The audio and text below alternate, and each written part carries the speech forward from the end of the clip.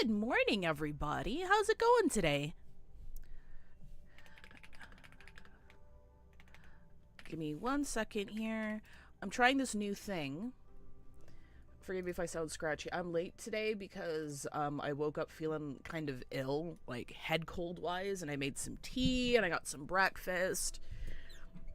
My voice hasn't like entirely recovered, but I'm okay. I'm okay to stream today. Give me 1 second. I'm trying to do... Okay, so for the Neko streams I have every Friday, I have a command that's called What Is This Game? And I thought it was very helpful for people who are just dropping in. So I've made one for... There we go. I've made one for Reverse 999. I'm going to try to make one for every single game that I play on the channel so people can like drop in and at least have some semblance of an idea of what's going on. Let me go ahead and pin this real quick. Where is my shit? There is my shit. There we go. Who do we have in chat today? We have Dahlia, we have Atomic, we have Immortal U. We are so back after a month and a half. I'm so sorry. We have Caffeine Expert, we have Daru, we've got Baka, we've got Designer Gaze, dealing with an apartment water leak and I woke up late. Oh god, I'm so sorry. We had that after our pipes froze over. Or no, the apartment upstairs pipes froze over. And leaked everywhere. And we had to move out for a few months as they repaired it. It was kind of crazy. Let me bump the volume up here a bit.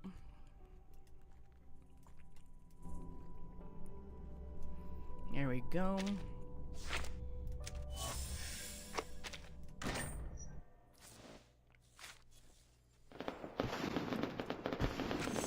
Today we are doing 3.4. I know it's the belated Chinese New Year Rain event. or shine, I hated winter when I was a youngin'. Oh shit! I didn't have no warm clothes, you see. Okay. So either way, I was shivering.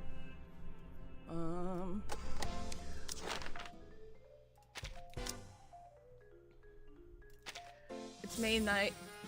It's May 9th. I'm gonna guess 5 missed 2 days. I did. I missed, they were both this week, funny enough. Earlier this week, I was just really tired, so I went to sleep. And then last night, yesterday, we were playing Unending, and it was in the middle of a really exciting part, so my meds alarm went off. So I turned off my meds alarm because I was streaming. And we're doing this really exciting part. And then the exciting part was over, and I forgot to take my meds. So I slept for like 14 hours last night. It wasn't great. It wasn't great. Oh, it wasn't good. It wasn't good, Doug. So yeah, I missed 2 days, but they were both this week. I haven't been slacking otherwise, I promise. Oh. We're getting some red envelopes. We need some mats.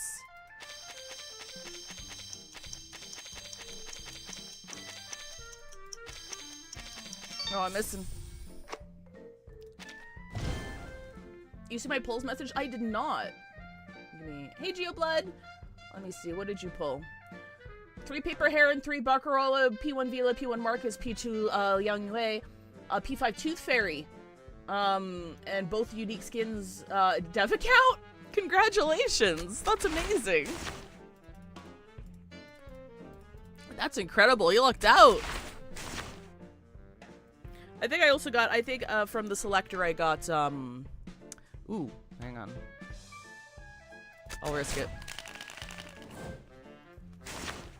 Damn! I got P1 Tooth Fairy because I was sitting on a bunch of pulls. And I'm not pulling until Enigma, right? So I did a couple of things on this account. The first one being... I grabbed Rabuska. Ah, so you've come knocking at a vampire She's been store. saving my ass in Reveries. Reveries is hard, man. I can't get past like 450. Start. Is it 2? All I have to do is count. I don't understand why I'm having such a hard time with 452. It's kicking my ass. It's literally a skill issue. Ah, So you've come knocking at And then I also grabbed... Well, no. the chair is in the middle. Well, I grabbed of his the room. skin, yes. I grabbed Paper Heron as well. Ah, oh, it's you. I didn't want to invest I'm in still Plant Prop settling 2, in. but A, she's limited and strong, and B, I have like the rest of her teammates anyway. I need to grab Anonli's second Euphoria. Welcome, Waisa. And now I have P1 Tooth Fairy. And I'm like, okay, well, I've got shit. Bonjour, Jonathan. I like your hat. I have one as well.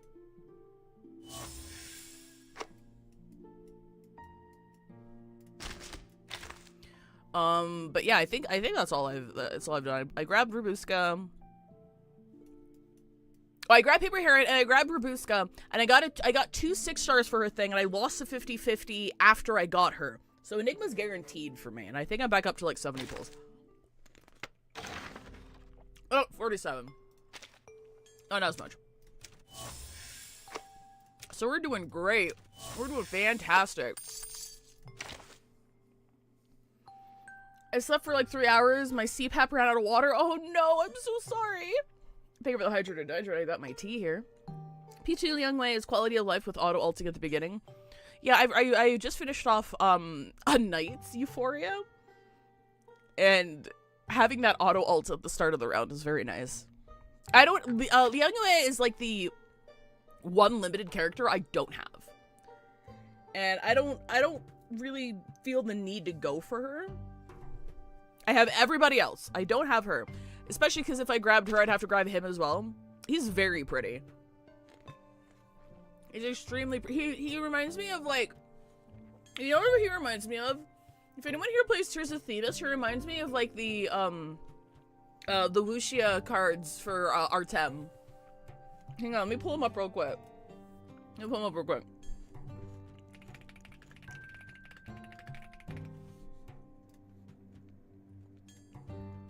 There's nothing weird here, right? No.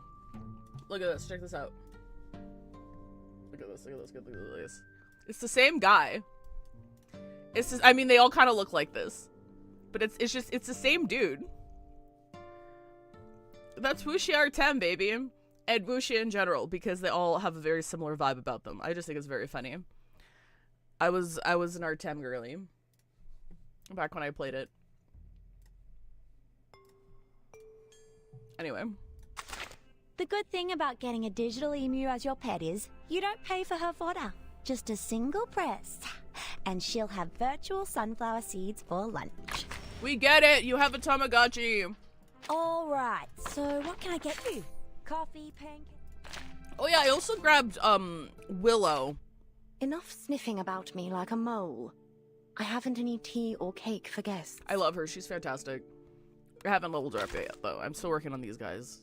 Because I need her Euphoria. I don't have her Psy Cube yet, because I haven't done the event yet. It's you. Mercuria, I need You're right Euphoria on to level time. up her shit. I was just about to. I want to level up Eternity. I need to get Willow leveled up.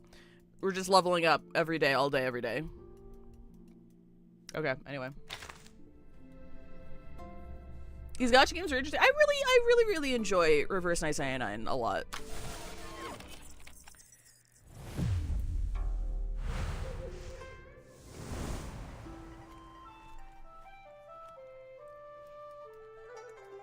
Oh, I haven't done any of these. Oh my god, I'm falling behind. See, I play like 6 or 7, like 6 gacha games at this point, and I've been missing events in like all of them because I just do not have the time. You'd think I'd have the time, considering I'm unemployed, but surprisingly, I keep myself busy with other things. Anyway, let's get started. 6-7! Just a rumor or a centuries-long scheme. Oh, start.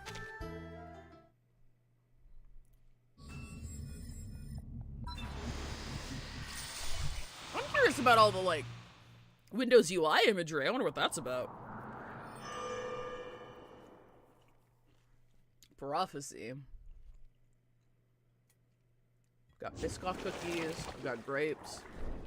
We're doing great. The black grass creeps. The children cry. 1,000 fields where the dead ones lie. Okay. When thunder roars and dark clouds curl, the earth splits wide, the spirits swirl. Let me know if I'm too loud, if the game's too loud.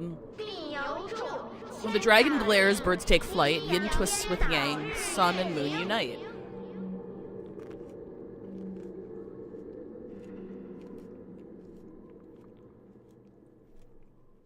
I don't know that. I'm no good at poetry. I don't know what that means. Uchu office. 换成王，仙人将，长生不死，脱灾殃。 When Huanqiu falls, the immortal descends, granting longevity in the calamity's end. Talk about inspiration. I'm using this as the introduction for my feature article. The mysterious vibe's gonna have them totally glued to the pages. Got a whole lot of other stuff too. Gonna start as soon as I wrap up this fieldwork. Trust me, Miss Verity, this article's gonna be the star of R2's special issue on the East. I guarantee it. Oh, is this Reed? Oh, yeah, it is Reed. As Reed provides her update, her voice shakes a delicate strand of spider silk before being carried off in the wind. The two editors nod. One reaches out and gingerly touches the silk before them. I think you really have something, Miss Reed. Hi, Verity. An elliptical rhyme concerning disasters and the secrets of longevity. It's no surprise that adventurers find it so intriguing. But stories like this are not all that uncommon. I worry it won't have enough substance to carry our special issue. What makes you so sure it's worth a field trip? Great question, ma'am. Well, I did some homework. It's not that much to go on, but if you just hear me out. Pair it with Ezio and it ends with unstoppable follow-up. Hell yeah. I have Tuesday as well, so I can, like, buff up my poison team. I didn't get Jessica's Euphoria, so Will comes at a fantastic time. The wind carries the sounds from the other side faithfully, even the soft noise of her turning pages. There's been all kinds of mantic rhymes in China since, like, the dawn of recorded history. A lot of them obscure or ambiguous, like, hey, there's this one about the Zhou dynasty. He who sells bows and quivers shall bring the collapse of Zhou. But really, it was the man's adopted daughter who married Emperor Yo of Zhou and led to the empire's downfall. And she wasn't even the main cause. What I'm saying is, most of these mantic rhymes are laced with veiled analogies. Who knows what they could mean? But this one's different. An exact event at an exact location. It's gonna be a breeze finding more details in the local annals. And my informant promised they'd give me more information when I get there. So, yeah, this trip could be a bust, but I'll regret it for the rest of my life if I don't get to the bottom of it. So, here I am in Jewel County. Sorry, just drinking my tea here. And guess what I found? What did you find, Reed? She pauses, savoring the suspense. The wind really does slow around here. Only a little, but it for sure does. The editors exchange surprised looks and lean in. Will you need any further assistance? Barbara! I'm all good for now, but I'll let you guys know. First, I've got to contact my informant and set up a meeting. Then, I'll interview some locals on the street. Who knows? We could even find another shelter if things go well. She's so eager to share her plans that she fails to notice her colleagues have fallen quiet. She's always been a go-getter. In every life. But I worry for her.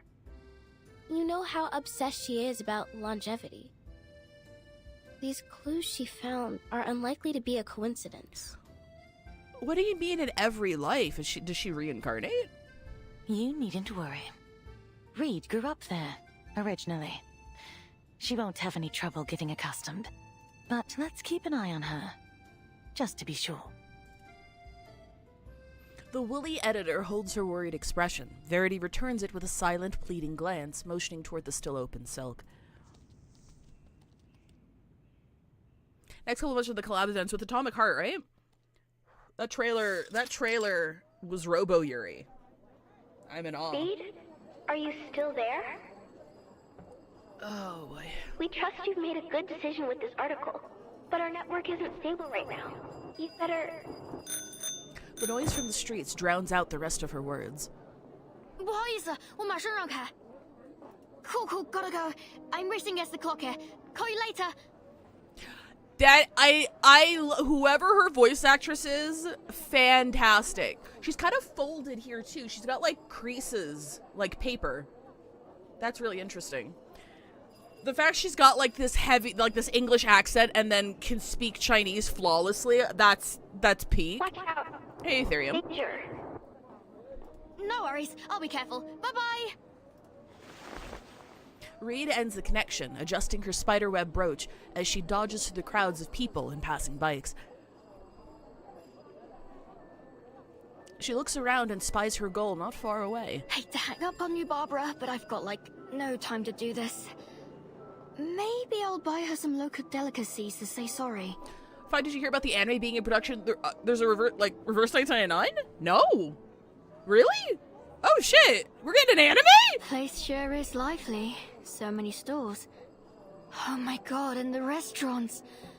Finally, no more driving to Chinatown to get a decent meal.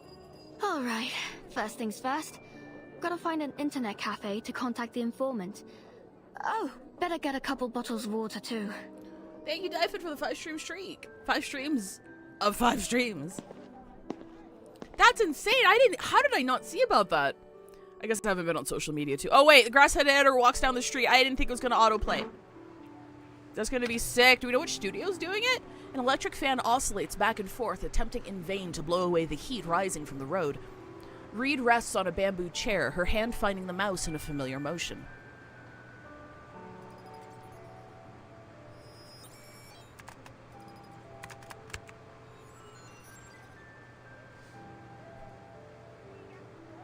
Reed, 1996. Oh! Oh, shit! So did you find what was mentioned in the rhyme I sent you? Yeah, the county annals are a solid lead. Annals? Annals? I don't think it's annals. But I'm still not sure about the method of longevity. Lol, want to read me in real life? I can't wait to hear the rest of your intel. Sure, seeing is believing, right? Come to Huanzhou. I'll send the address when you're here, and along with snacks and inspots. But hey, if your article gets published, you owe me big. One with flow. Read it? Her name is Read It? Oh, wait, hang on. Thank you, 5 Point. You posted about it before? Oh, okay, yeah, no, I saw this. But I thought it was like, here, let me pull this up for everybody so that everybody can see. I saw this, but I thought it was like a animated short or something because of the style, so I didn't look into it. I didn't realize it was it was a full-on anime.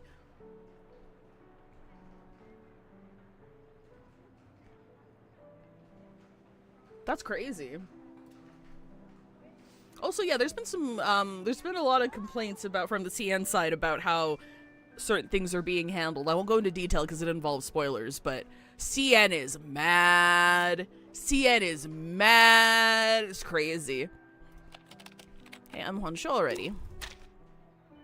This is so cute. Wow, you're fast. Seems you could use a break. Go to Dongmen Street and try Grandma Wong's clear soup. Classic Guangzhou sweet. Can't promise she's still there, though. Her stall was packed last time I went, but that was ages ago. Thanks, but I'm racing the clock here. Can we meet before it gets dark? At the stall you mentioned. I'm easy to spot. Green hair, glasses, bunch of bags, and a notebook. Alright, but not at the stall. Follow this. Enter the county through the northern custom house. Head east past the Great Buddha Temple. Keep straight until you hit Zhang's pharmacy. Then turn south and walk onto the Paifeng. You'll find Jin's well under the second tree. I'll see you there. On my way. I think it's about the power creep issue. It's a mixture of from what I've seen summarized from the CN people who are on the CN side of things. It's a mixture of the power creep issue with regards to power creep and the difficulty spikes in Endgame. How a certain upcoming character's arc was written and handled, especially since they were very long awaited. The writing there was heavily criticized, so much so that Reverse 1999 released a statement in CNN about how things were handled with the character and what they were trying to do. But people are not happy about that. And apparently Anniversary on the CN side was just very lackluster compared to other years. So it seems like a lot of things have been piling up. And the fact that there were content creators who spoke up about people being displeased, and their guide videos, just regular guide videos, got copyright struck by BluePoc, which is really fucking scummy. That's extremely scummy. So, people who are, we're not talking about, even if they were rage bait content creators, apparently just, big content creators who were talking about the Descent it's not just those videos, just regular ass guide videos they were making for the game got copy struck. I'm like, are you fucking kidding me? I don't think I've ever heard that before. That's insane. So yeah, hopefully we'll see what happens, I suppose. She processes the new information, immediately drawing a mental map of her impending investigation. Nice and clear. Let's go. Reed takes a confident step forward.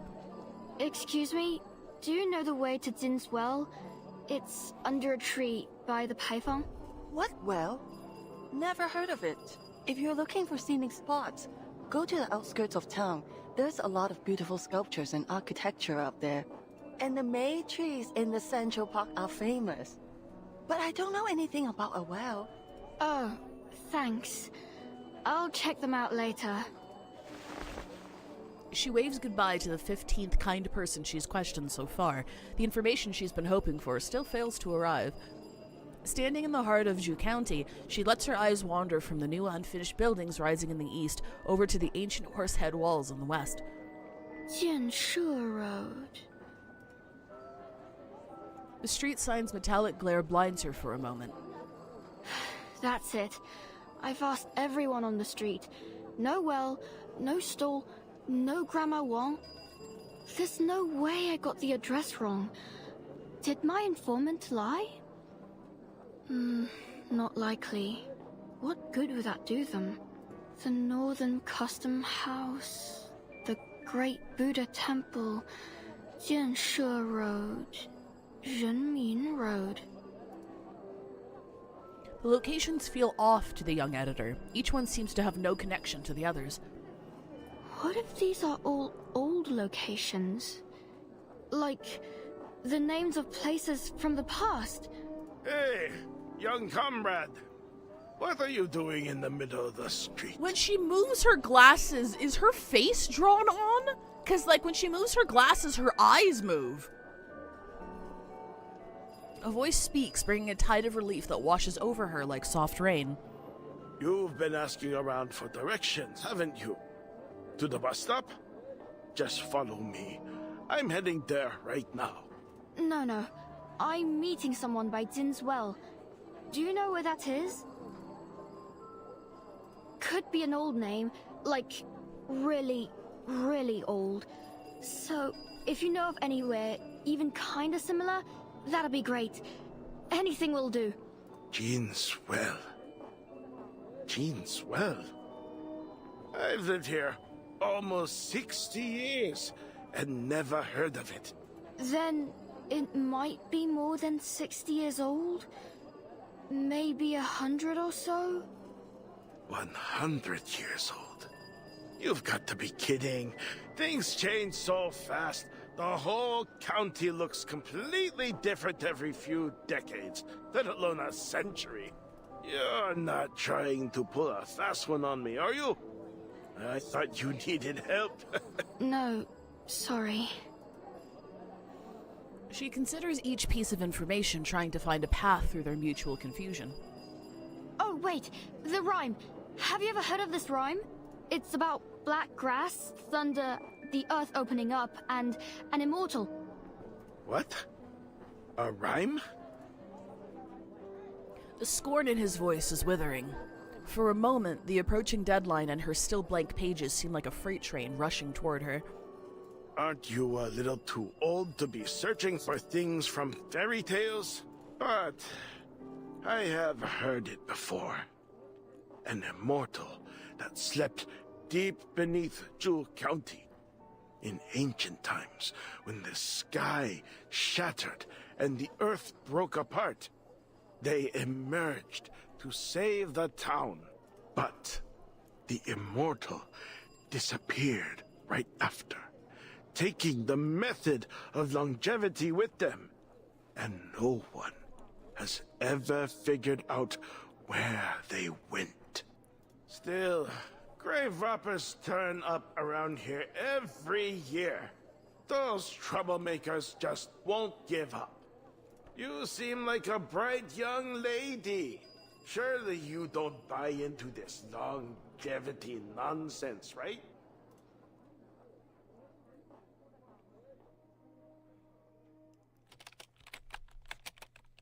Was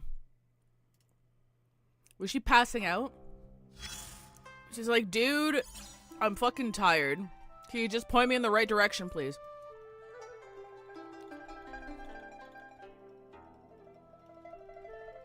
Have you noticed Reverse has gone away from the eyeless NPCs? Yes, it's very nice. I'm waiting for it to. I can't scroll up. I'm waiting for it to finish before I read it.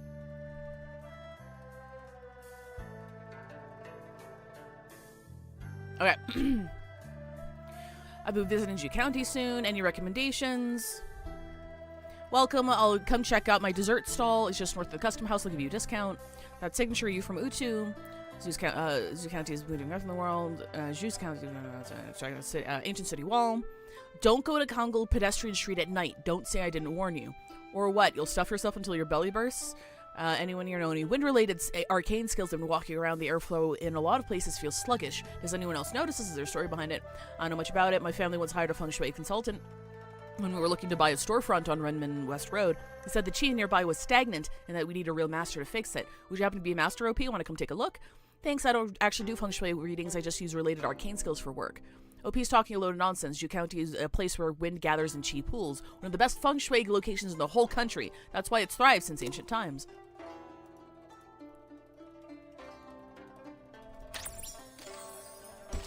A wind-blown reed. She spreads her leaves and follows the flow of air.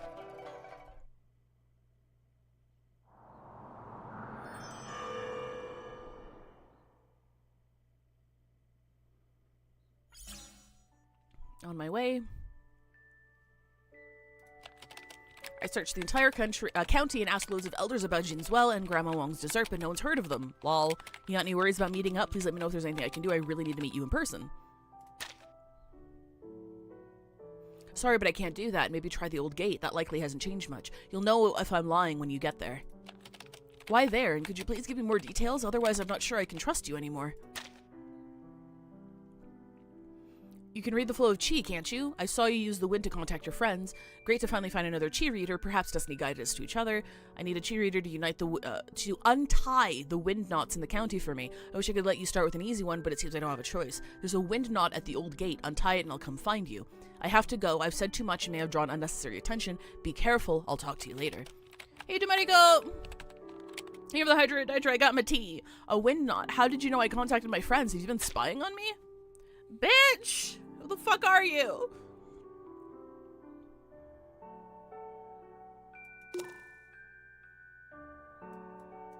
Oh, refresh. Huh?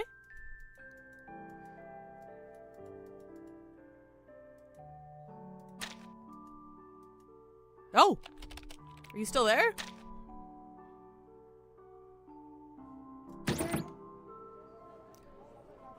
Reed shoots up from her seat. The storekeeper, half startled, looks over to her. What's wrong? Is that computer acting up again? She has no fucking guys. I'll have my daughter fix it. You look a little pale. They took my fucking guys. Have some water. Hot steam rises up from the plastic cup. These newfangled computer things are quite complex, you know. It takes time to understand how they work. Thank you, ma'am.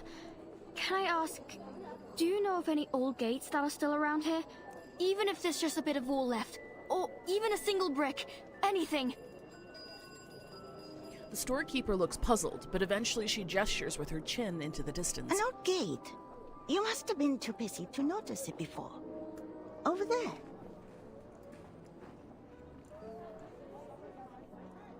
It's just a gate like any other. Why do you ask? I'll have another pack of water, ma'am. Can I stay here for a couple more hours?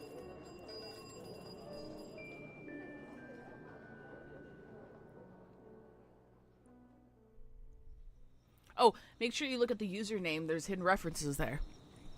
Oh, yeah, I took a peek at the rest of them as well. Hi, Blockhead! Even against the deep darkness, Reed can still make out the shape of the tall building. She rubs her eyes and looks around. Hello? Everything is still. Even the wind has stopped. It's late, but this must be the place. The wind's definitely slowing down around here. Barbara's right. There's gotta be a reason for this interference in the network.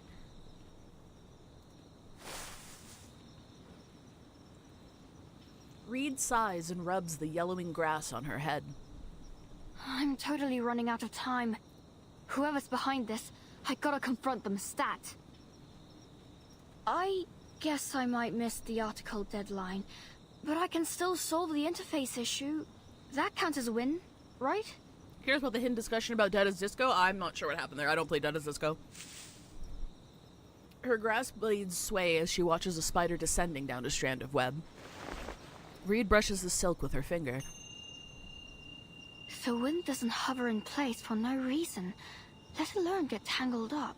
So, if it gets tied up in a knot like this, there's gotta be some kind of special power making it stick. That power clings to any wind that passes by. The closer the wind is to the knot, the slower it becomes. So, all I need to do is find the spot where the wind's moving slowest.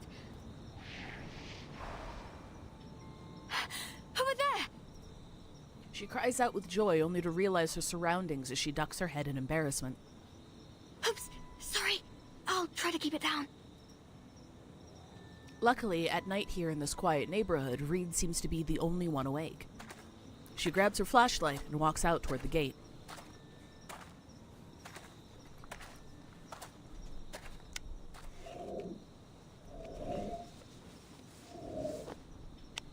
It's close. Reed's outfit is really good. I really like her for the design. wind again. She reaches out her hand, but this time no silk appears. A breeze stirs the grass on her head. It carries broken sobs, then the bell of an approaching bike. I knew you'd come. Come on, show yourself. Her flashlight beam sweeps the area, but it doesn't find her expected foe. You're one with the flow, right? Wait, what if they aren't even human? Her spirits lift a little. I've got to dig deeper. This'll totally make the article. Here! Something warm and heavy presses against her leg, letting out a cry like a baby. She looks down, shocked. A bike bell rings behind her. Hello? Who are using to, you know what, we'll use these guys. Paper Heron has no, I'm gonna put, hang on.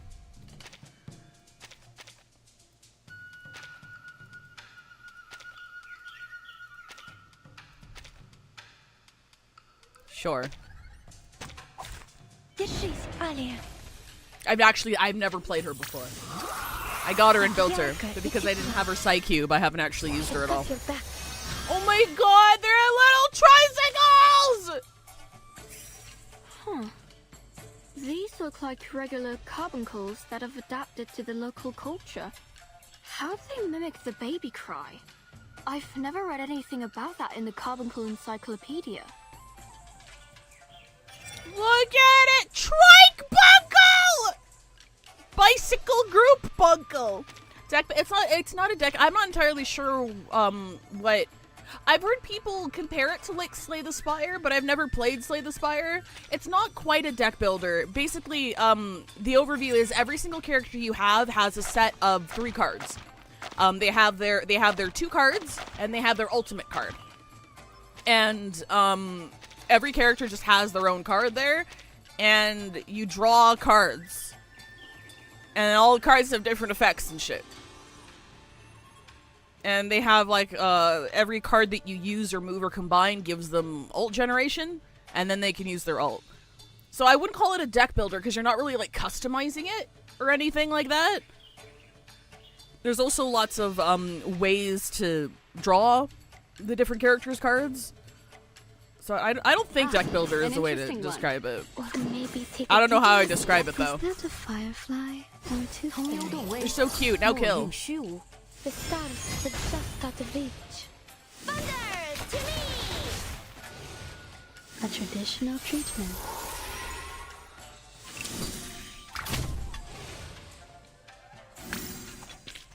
너?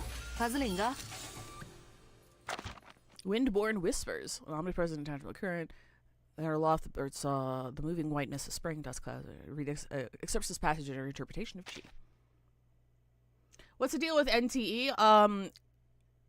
What do you mean? Like in general, or the recent drama, or? Alright, my bad. I shouldn't have broken into your place. You build the deck by picking which characters to use? Not really, because it's very team specific. So there's very few instances in which you wouldn't want very specific characters to build up the entire team, if that makes sense. So it's not quite like each character is like super unique, and then you build a team, and then, you know, it's about the cards that they have. It's more like, oh, these characters are part of this archetype, so you want to make sure that you use these kinds of characters all together, etc., etc. So, like, I guess kind of, but I still, like, after playing a couple of actual deck builders, I would not consider Reverse 1999 a deck builder. I'll leave, I'll promise. Just give me a sec. Like, if you said it was a deck builder and a deck builder enthusiast played this game, they'd be disappointed. Reed angles her flashlight downward, taking notice of a faint mark on the stone wall. Are those carvings? Let me see. Step into our gate and gain eternity. From the hands of the immortal, Lord descends. No calamity, no end. There's drama. I just mean, like, in general, what is it trying to do? It's a modern city open world sort of game. I've heard vague allusions or like vague comparisons to like GTA. You got a lot of stuff to do in the overworld. It's very city based, very modern. A lot of the recent drama is the fact that they used a lot of generative AI to do background assets. So a lot of the in-game advertisements. There's like an in-game movie theater where you can watch AI generated like movies, anime movies. Like there's a fucking 18-minute long just AI slop fucking animation in there. And there was a lot of pushback on that, not only because of the use of generative AI, but the fact that they lied to content creators about the use of generative AI, including, you know, Iron Mouse, you know, the Iron Mouse, who immediately terminated her contract because she was like, yeah, no, they told my people they didn't use any generative AI for, like, the final products and shit. And it's very clear that they used generative AI to do that. They released, like, a statement saying, yeah, we're listening, we're going to replace stuff. And then at least from what I saw from a couple of people, one of the advertisements they replaced it with another generative AI ad. And it's like, you people are missing the fucking point. Yeah, so. Bingo. Finally, something concrete. She takes a few steps forward, her left hand reaching for the spiderweb brooch on her chest. Hello? I've got some amazing findings to report. There's an old gate in town where the wind's almost totally frozen. Yeah, exactly. Jamaica, I still wouldn't consider it that, though, because it's not like... RNG plays, like, in my opinion, plays a very, very little role in Reverse 1999 gameplay. Like, sure, once in a while RNG can fuck you if you're trying to, like, do something specific and you don't pull the card that you want, sure. But, like, I still would not consider it that important. Hello? Barbara? Miss Verity? You mean for, like, Maine's bulletin? I mean, I guess. She finds a familiar silence as she nears the wall. The spider lies dormant and still. Huh. It was pretty windy when those carbuncles popped out. They must have disturbed the air. Can't get any connection on the spider as is. Guess I've gotta make some wind myself. She switches off her light. Here goes. She stomps her foot, and a familiar bike bell sounds nearby. Reed silently apologizes to the small creatures. Next, guide the wind to untie the knot.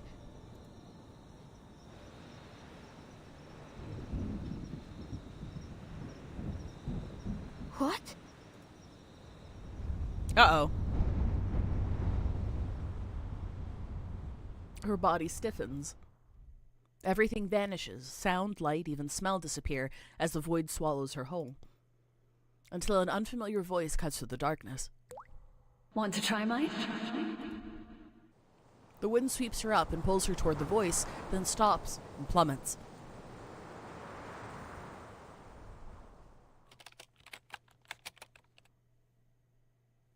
She's getting thrown back in time, Samurai Jack style, baby.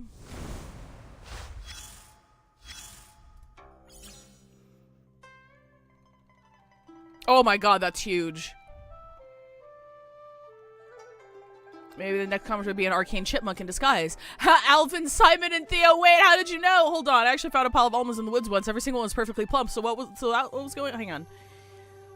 That's an extraction site now. I used to pick pine cones there with my classmates when I was a kid. Seeing it got very sentimental.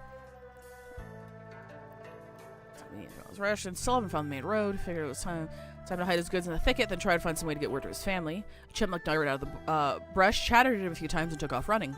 Something told him to follow it, led to a tree, hurried up the trunk, and vanished. Reached out some pine nuts, cached the peanuts. Reached up once and all, and thanks to the food they led him to, he held out and the snow stopped. Fellow about great-grandfather followed him home. 100 years ago, I'm definitely not saying raiding a wild animals winter stockpile, because what happened, our family started a tradition every year after the winter solstice. We'd grab a handful of nuts, like peanuts, cashews, and almonds, and leave them out for the chipmunks in the nearest patch of woods. No incense, no prayer, just bury the nuts by the roots. When the grandfather once said to kids, I swear I saw a chipmunk watching us from behind a branch. Only fewer groves and fields everyone knows where the chipmunks, hedgehogs, and the birds are supposed to go. If you don't mind me saying, if you don't have any chance, scatter a little millet on your balcony, hang up a birdhouse. It might just help a few small lives. Not every animal is going to repay the favor, but who knows, you might end with a wonderful story of your own someday. Okay, every single one. Interesting.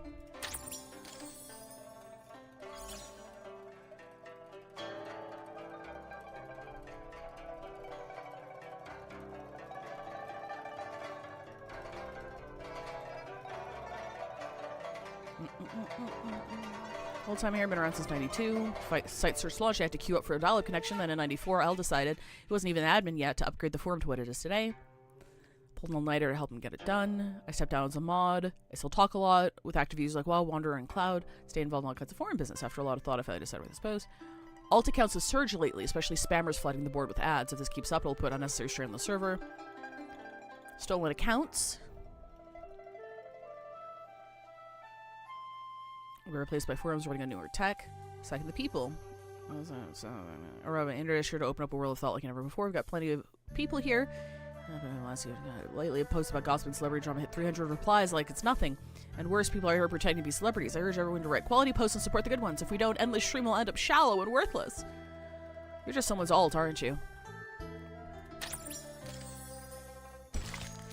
The gate to longevity. Closed to many, but they'll still try their luck. Oh, that's interesting! I like how they did that! Oh, because it's like beyond the gate. That's cool. That's neat. I like that.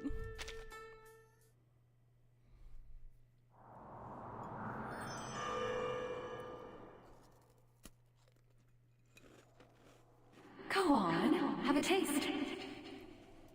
Who's there?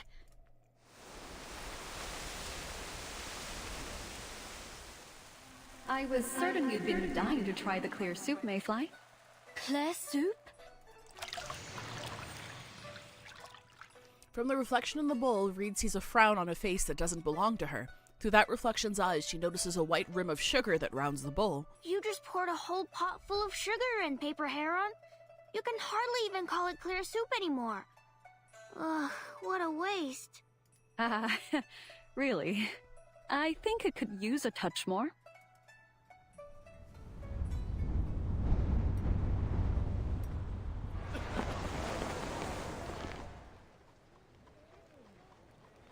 Noise fills her head. Cold seeps through her clothes. Rough cloth rubs against her skin.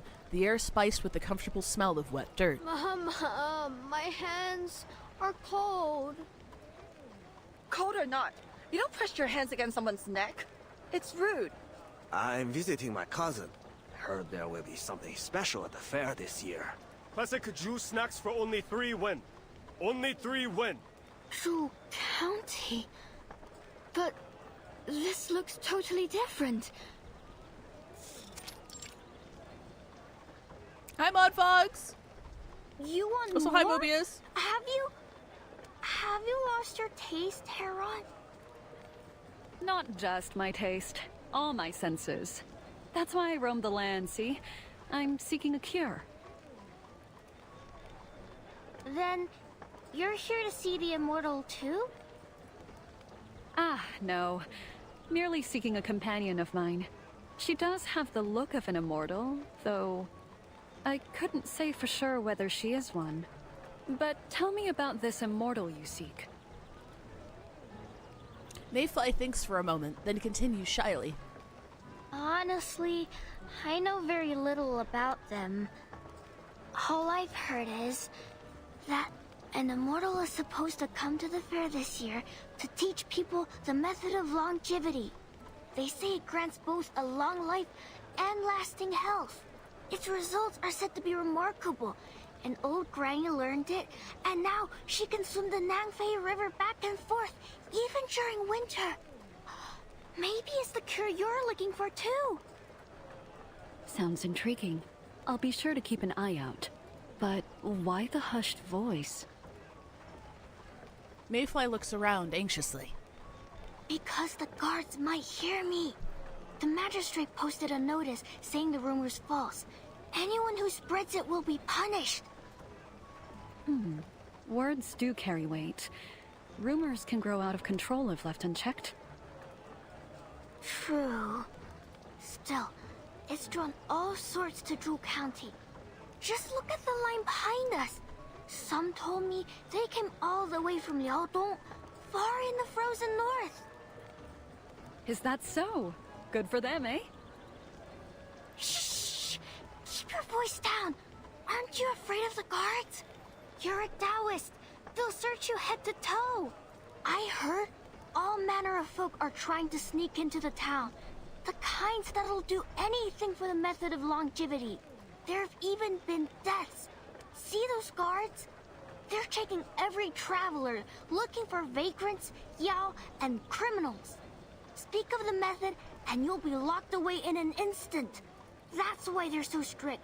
They've even got reversion bells to magically identify as yao. But I think those things only work on the dull-witted ones. Quite a few have slipped through already.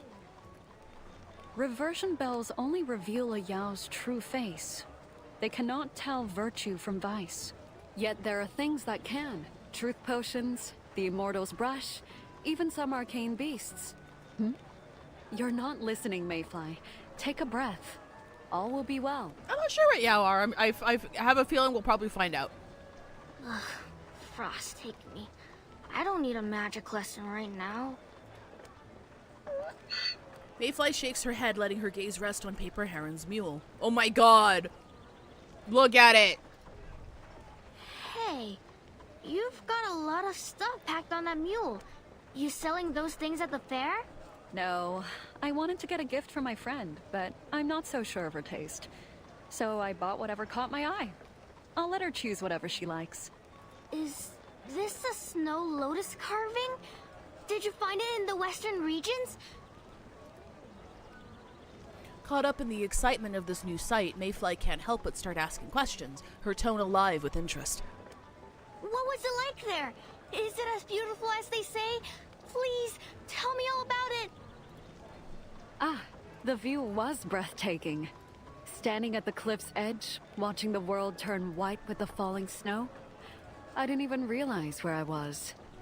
My mule carried me there, see? The western regions. To the west, then? Where exactly is that? Paper Heron's eyes dart upward, forward, side to side, until they look like a needle on a broken compass. I almost forgot how hopeless you are with directions. Me too, buddy. Lucky I found you on your way here. Or rather, on your way somewhere else entirely. Never mind. Let's get back in line. She doesn't wait for a response. Mayfly looks over the crowd toward the city gate, her fingers rubbing a hidden object in the folds of her clothes. There's a low current of unease that runs through the crowd, as if they were moving along a treacherous bridge, each shift of their feet cautious as heads bob side to side, checking for movement. It doesn't move. For a time it feels like it has never moved at all, each person taking their turn to sigh as they look ahead with a worried expression. How much longer must we wait? I'll start growing roots if this line doesn't budge. Move forward, will you? Yes, moving. Those who pass the cargo check must go to the reversion bell. Hurry it up. There's a whole line behind you. Next! The impatient constable gestures for the static line to advance. I'll be next. Mayfly squeezes the little object tight beneath her robes as she edges forward. What's that you have tucked in your sleeve? It looks solid. Nothing, officer. You're bad at this. Hands in the air. Give! A cry comes from up ahead, causing both of them to turn their heads. What happened? A bronze bell rings, its noise emanating from a man at the front of the line, the vibrations pressing him into the ground. Claws! His hands are turning into claws! Under the bell's power, the man transforms into a large yellow dog, its features fiendish, its fangs sharp. Uh-oh. Run! It's a Yao! Run! Oh, okay, are they like capture that monster. Creatures Don't let it masquerading get as humans? away. Stop pushing! Someone fell down here! Hey! Stop pushing! Where's the y'all? Where? 八景冥河，气入玄玄，三光无名，皆失其路。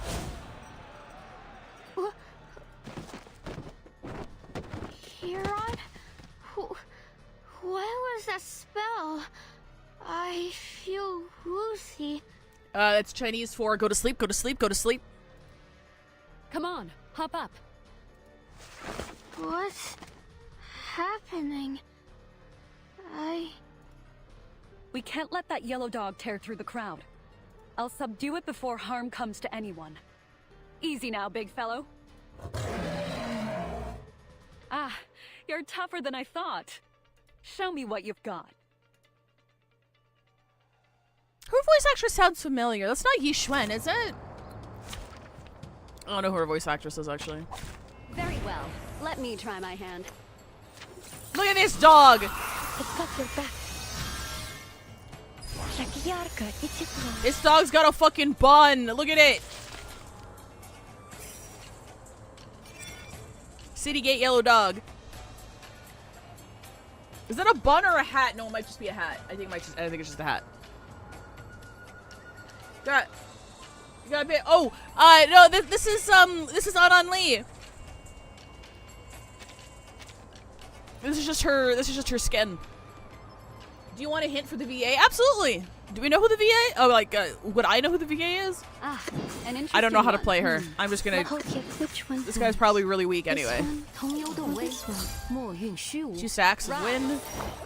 That's a mass attack. Let me help, please.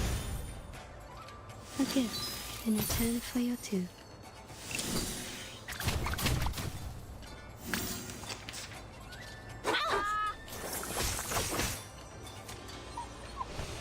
Who the fuck are you? Don't take it on step. I know who he is. He's right up right now. He's not limited, right? Stop there. No violence at the gate. Oh? Lend us a hand, eh? Was I able to take care of everyone?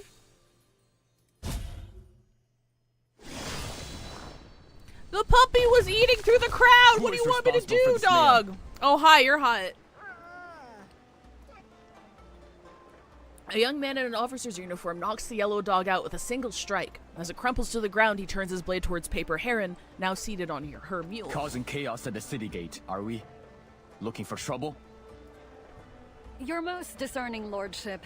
I swear on all that is good. 'Twas he who started it. Singaporean VA who also has roles in ZZZ and Digital Circus. I'm really bad with names. The only person I know, the only voice actors I know in Digital Circus by name are Lizzie Freeman and Sean Chiplock. And that I'm sure she's neither one. Was there really any need for all this? The officer's token hangs plainly and openly on his belt, tempting Paper Heron to begin reading its inscription aloud without thinking. Patrol Bureau of Zhu County Chief Constable Cheng He Guang? At your service. Du Liu, stay and maintain order. Yang Wu, arrest this Taoist. Ensure she lifts the spell before you put her away. I will question her personally. So she is Yixuan. Understood. That's why I was like, her voice sounds familiar. She sounds like Yixuan. I don't know her name. I just know that she plays Yixuan. She plays in Digital Circus? Who did she voice in Digital Circus? The spell's force lingers in the air. The others at the gate remain dazed as the world spins. Du Liu and Yang Wu push their way through the confused crowd. Where am I? Is this heaven? Wait, what happened to the money in my purse? Did that dog curse my sight?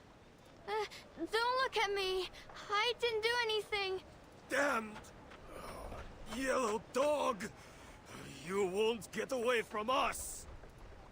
A dazed constable holds the reversion bell as he stumbles into the crowd. Hi, Sir Vanstein. Huh? Under the bell's power, Mayfly's human form disappears. In its place appears a wilting tuft of grass. Oh no. Wait, she's a... Poof, turn into grass, turn into grass, turn into grass. Acting on pure instinct, Reed calls out, but the scene before her dissolves away like mist. A light wind rustles her hair. Zhu County feels the first chill winds of autumn.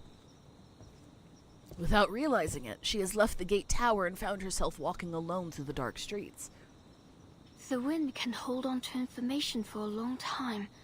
So I'm guessing that knot must have been here for ages. Then that must have been Mayfai's memory. Oh, I'm wondering if they're the same kind of person then. No worries, Sir Vanstein. Thanks for dropping by. Her true form was a tuft of reed, just like me. It was already winter, though. She would have been running out of time. Running out of time? She thinks of the calendar in her notebook, over 300 boxes, 2/3 crossed out. Then, my informant from the forum. Could it be her?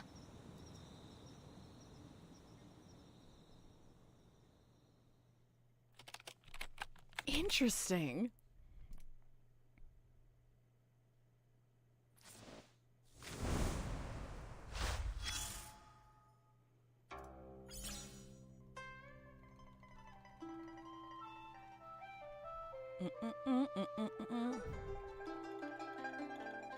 Oh, here we go. Cloudy Hermit, Chi, fundamental substance by all things, behind all things.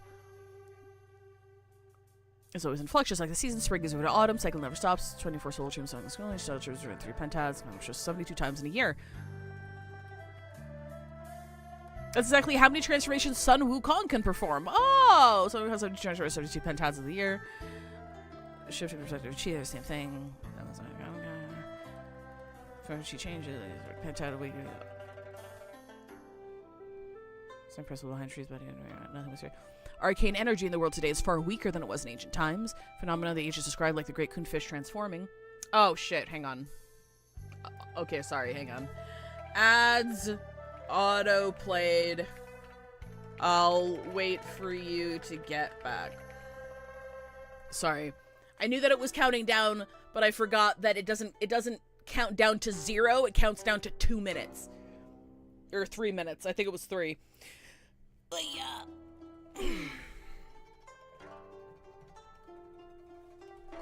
You know what? During ad break, I'm gonna look that up now because my ads work really weird.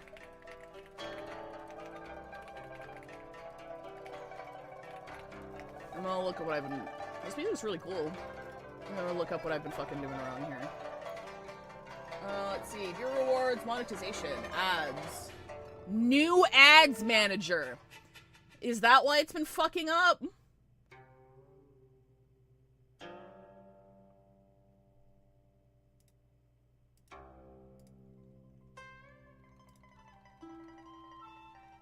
Well, no, I have it set to manual.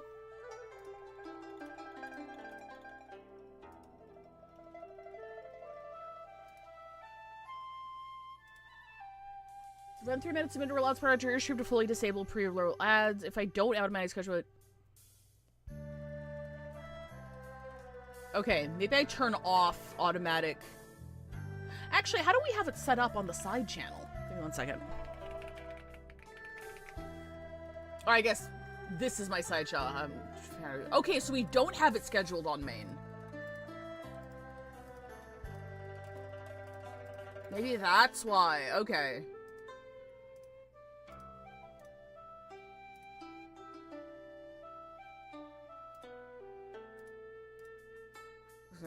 Stream measure notification.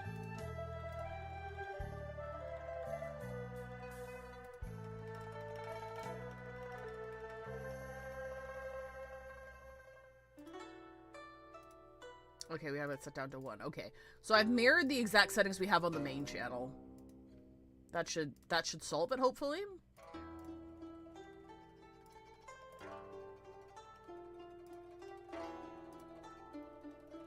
It should, I think.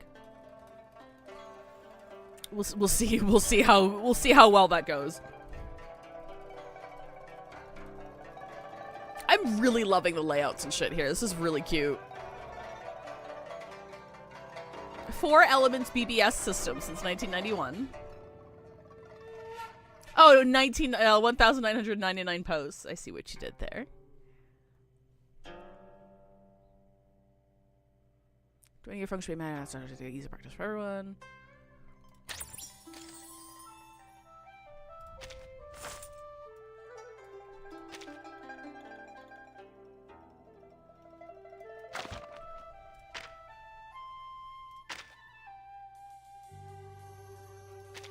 Wait, don't I already have one of these?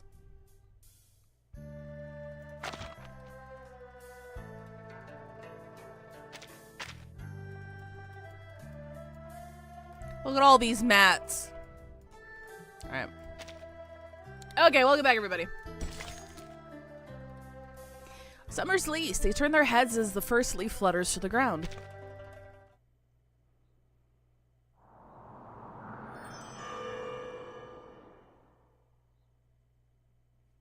Always but them every patch? What do you mean? Do they expire at the end of every patch? Are you still there? Who are you? Why are you telling me all this? Whose memory did I see in the knot? Was it yours? You said you had the method of longevity. Is it hidden in this memory? I untied the knot like you said. Can we meet now?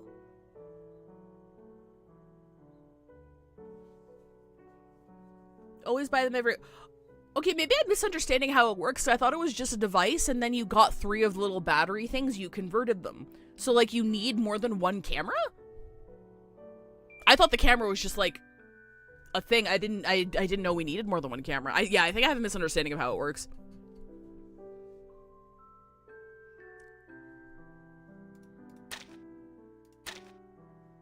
I'm not obligated to answer your questions, but I can assure you I have the method of longevity. If you want it, untie all the knots in the town. I'll give it to you in return. You have my word.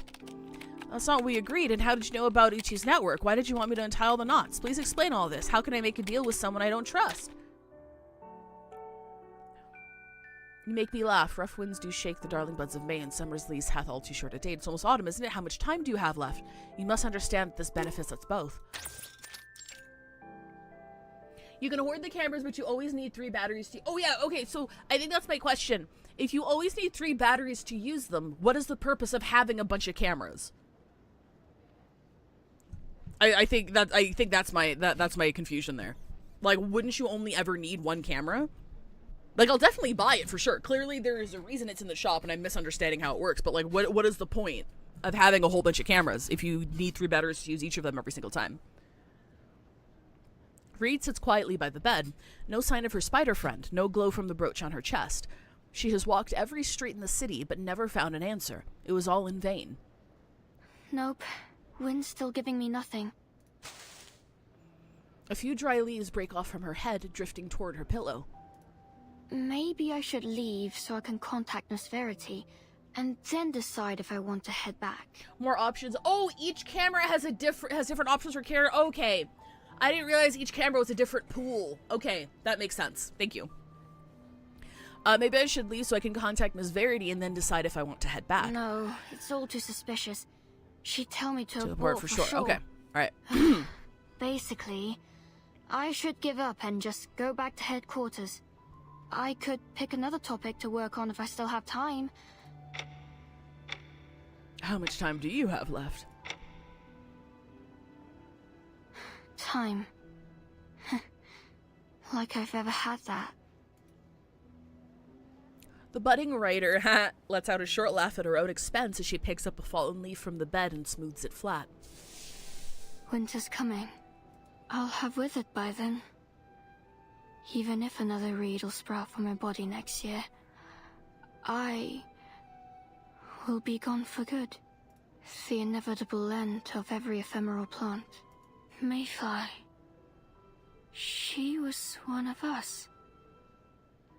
I wonder what happened to her. Did she find a way to keep on living? I can't. I just can't accept that I'll die without finishing my article. Especially when I'm, like, a single step away from finding a way to stay me. She places the blade of grass between the pages of her notebook. That's that.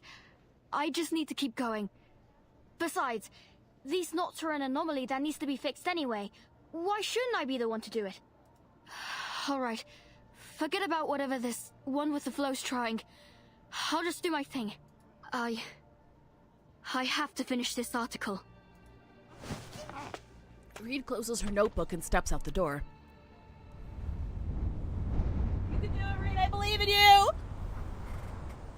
Once more, the wind seems to pull at her, nearly tearing her mind straight out of her body. The gust leaves behind an uneasy feeling in her stomach. She bears the feeling and waits for the fall she knows is coming.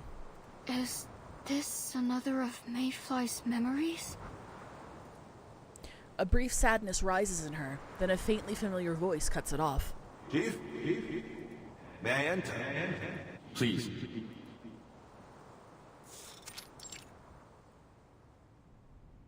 After settling the disturbance, Dulio makes his way over to the town's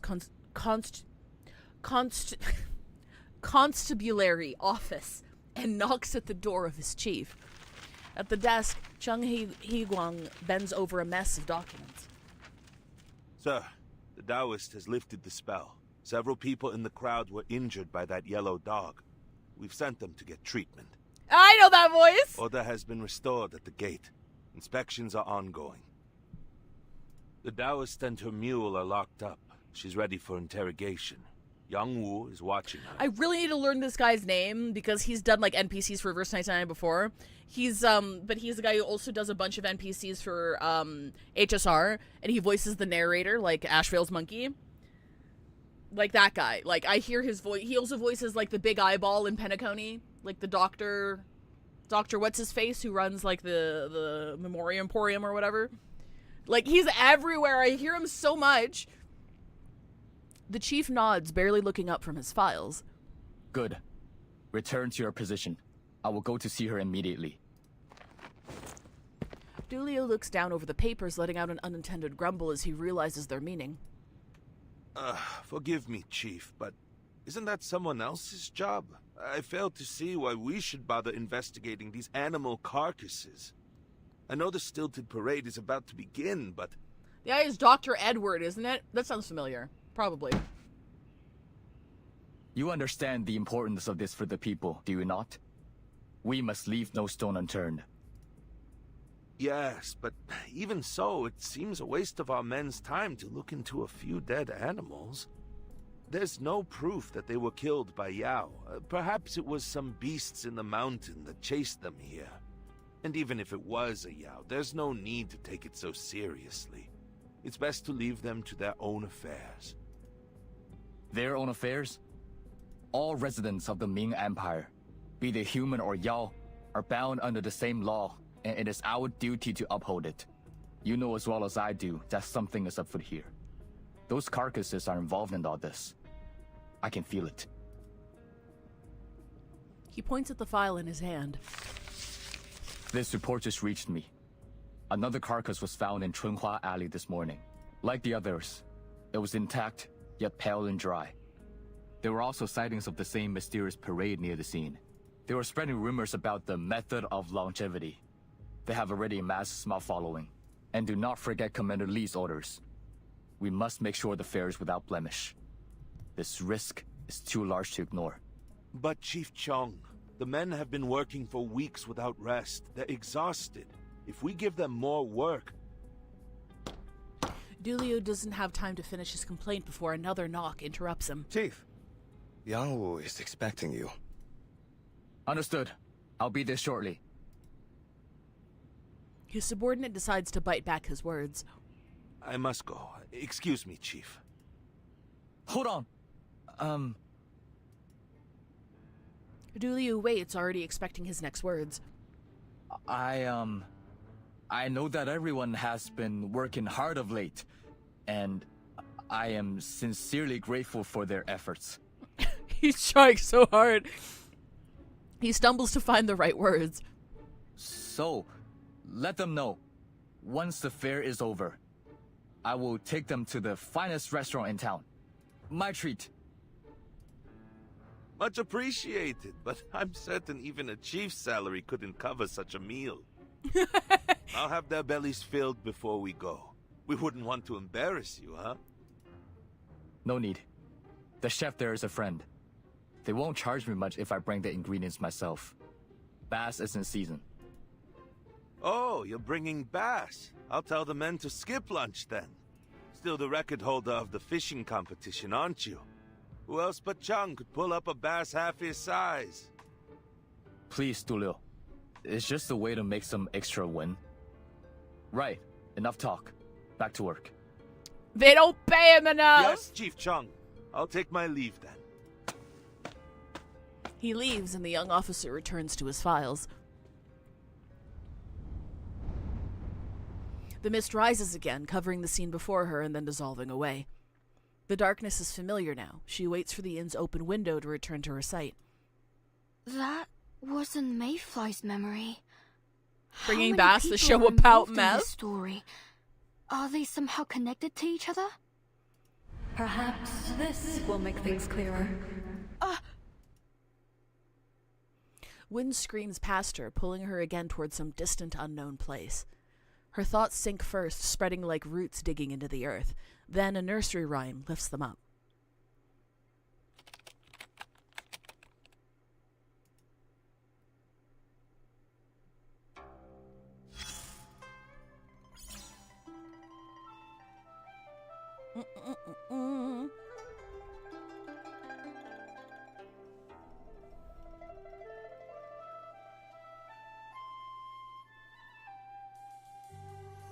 Interested in, recruiting, urgent, stilted parade needs substitute, locals preferred. Wangmei Village Long, interested in the ritual of banishing evil and praying for a bountiful year, ever dreamed of turning heads in a gorgeous traditional costume. We're just looking for 2 substitutes for our White Horse Warriors. We're also looking for 10 gong, drum, and suona players. Must know how to walk on stilts, tall, strong, presentable. To make sure we're ready to perform next year's spring festival, we need to commit to regular rehearsals. Locals preferred. If you're a total beginner type who gives up after 3 days, please don't bother. If you're interested, come find me at the open ground of the Wangmei Village Shrine. Rain or shine, I'll be there waiting. Can I ask where the original White Horse Warriors went? I heard they got into a huge fight with the Red Horse performers that day. What are you performing this year? Can I play Bao Sun Yang? Walking on stilts I can handle, but I heard you also have to put on armor while on the stilts and wave command flags on top of that. That's way too hard. Can I come just to see Brother Long in action? Free at last. Freedom will be yours eventually, but is that truly what's best? What kind of question is that?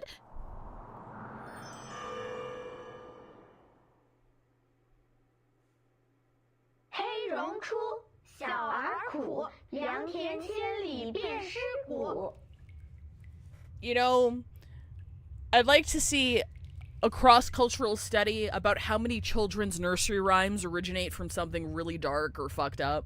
Because I feel like this is just a worldwide thing.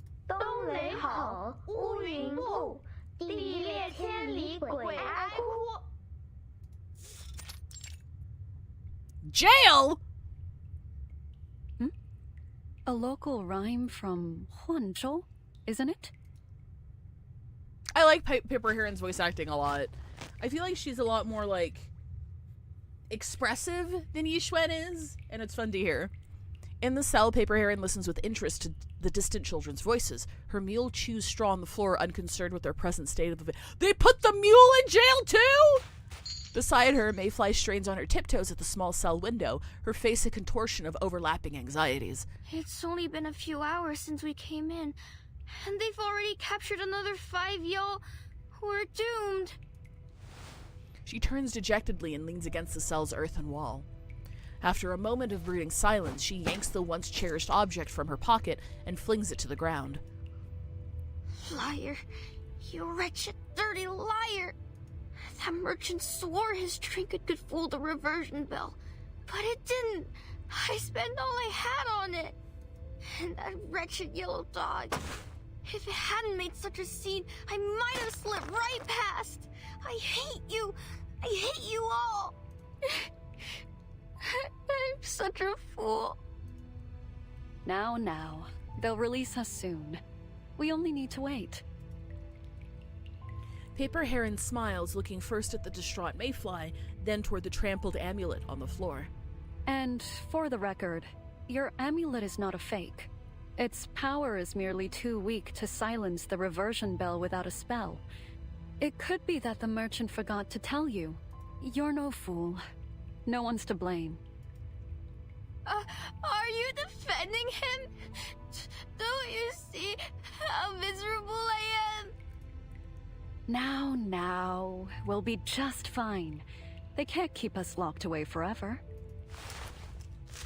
She picks up the amulet while murmuring a few words, then dusts it off and hands it back to Mayfly. Here, take this. Might prove useful. Get that away from me! All right. No need to fear. Remember that spell I cast on you? Now they'll see you as just a bundle of hay. I'll pick you up and take you with me when I'm freed. I never should have come here. The offer does little to lift her spirits. The grass ornament in her hair droops over, matching her defeated expression. Paper Heron, by contrast, seems completely unbothered by their predicament. Instead, her eyes are fixed on a stone in the corner of her cell.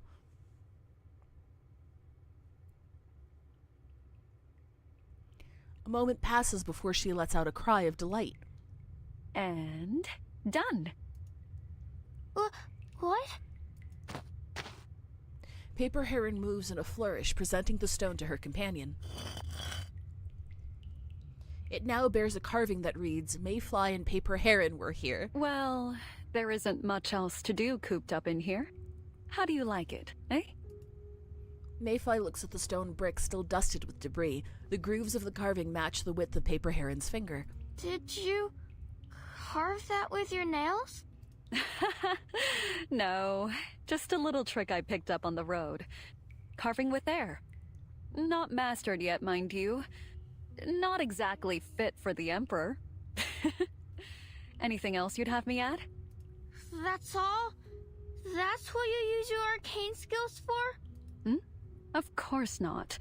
I'm capable of much more than this. Bent over, Paper Heron makes a gesture with her right hand. As she does, a line of sharp white chi wraps around her finger. As she begins moving her finger through the air, a form of a reed plant etches itself into the stone. See? It's you! Aw. Quite the way to mark the moment, eh? It doesn't seem to ease her new friend's concerns. Hero, no! You turned me into a bundle of hay, remember? They'll know it was me! Ah, you're right. I'll undo it at once. For a moment, I thought that our names might be here for all to see for the next 10,000 years. Not mere minutes. Wait. She stops Paper Heron's hand with a firm shake of her head. Leave it. It'll be a keepsake, like you said. If someone 1,000 years from now see it and know I was here, well, that wouldn't be so bad. Her voice seems to echo as if coming from some hollow void within her. Paper Heron studies her young friend. Thoughts flutter across her eyes until she nods and smiles. Very well. Now stop your fretting. A set of hurried footsteps comes from afar. They're coming. Hush. I'll slip you into my sleeve. Paper Heron utters an incantation, and in an instant, Mayfly transforms into a paper figure that she slips into her sleeve. Chief Chung, she's in there. The two constables open the cell door, barging inside before coming to a stop directly in front of Paper Heron. You claim to be a Taoist. Where's your certificate? Here. The chief takes her certificate and furrows his brow as he reads. He looks from the certificate to Paper Heron and then to the mule. Issued in the Hongwu era? That's over 100 years ago. Taoists cultivate themselves for longevity. It's only natural she looks younger than she is. Yonglu stares at Paper Heron in wide-mouthed disbelief, but the chief has already moved on from those minor details.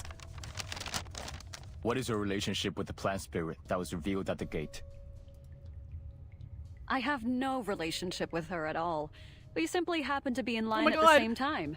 Oh my I god! didn't even know she was a Yao. Oh my god, do you see it? It's just chilling! He does not reply, but glances up at Paper Heron, then back at the certificate. Oh, do I need a certificate for my mule too? Is a mule a Taoist? No. Then no. What kind of interrogation is this? Completing his check with a resigned nod, Higuang returns the certificate to Paper Heron. Sorry. Certificate's clear. You may go. But don't make any more trouble, or there will be consequences. Not to worry, officer. I always keep to the straight and narrow. Reverse 99 likes having Chinese characters with their little guys. Actually, you're right! What is that? That makes like 3 now, doesn't it? Because there's Paper Heron, there's Noir, there's Jiun Yangshi. They all have little guys! The mule's pedestrian. Does the Taoist dream of the mule, or does the mule dream of the Taoist? A question for the ages. If you translate that into Chinese, I'm sure Reed would love to investigate that for you. He shifts his focus from the woman to the nearby cell. Where's the plant spirit? In the next cell. Hasn't turned back to her human form yet. I think she's playing dead. As the two men walk over to the next cell, Paper Heron leads her mule out from the dark, damp place.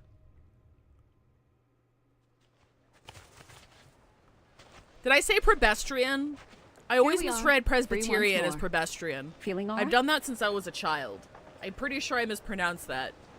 I know it's Presbyterian, but whenever I see it, I pronounce it as Prebestrian. It's one of those pronunciations I have to manually check every single time. Kind of like bass and bass, and also Adobe. Because for years, it was Adobe Photoshop in my head. And it's just embedded that way, and I can't change it. The mule's on progesterone? The mule's trans? Good for her. Finding a quiet spot, the paper figure drifts from Paper Heron's sleeve and, in a puff of smoke, returns Mayfly to her familiar form. Didn't I say that all would work out just fine?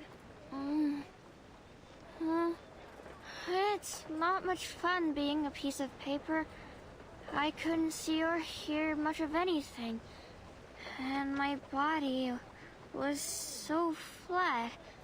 I think I heard something about the Hongwu era?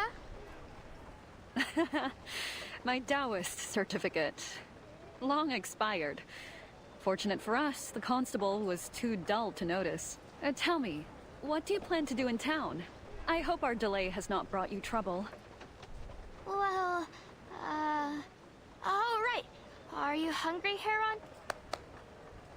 She points to a nearby stall. The street has swelled with people, and as the crowd grows, the stall owners call out all the louder for attention. A line has formed around a set of steaming bamboo baskets.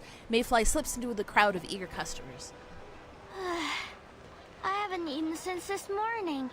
I should have had that clear soup. Here's your sweet olive cake, fresh from the steamer. Thank you. Smells divine. She cannot wait and takes a bite. A soft, sweet scent fills the air, and a sigh of pure contentment follows.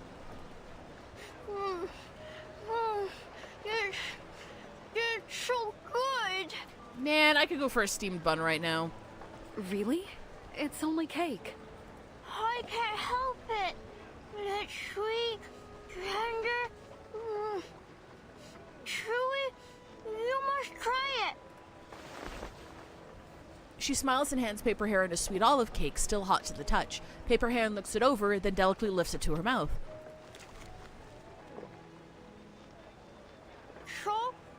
So, isn't it wonderful? The texture is quite remarkable.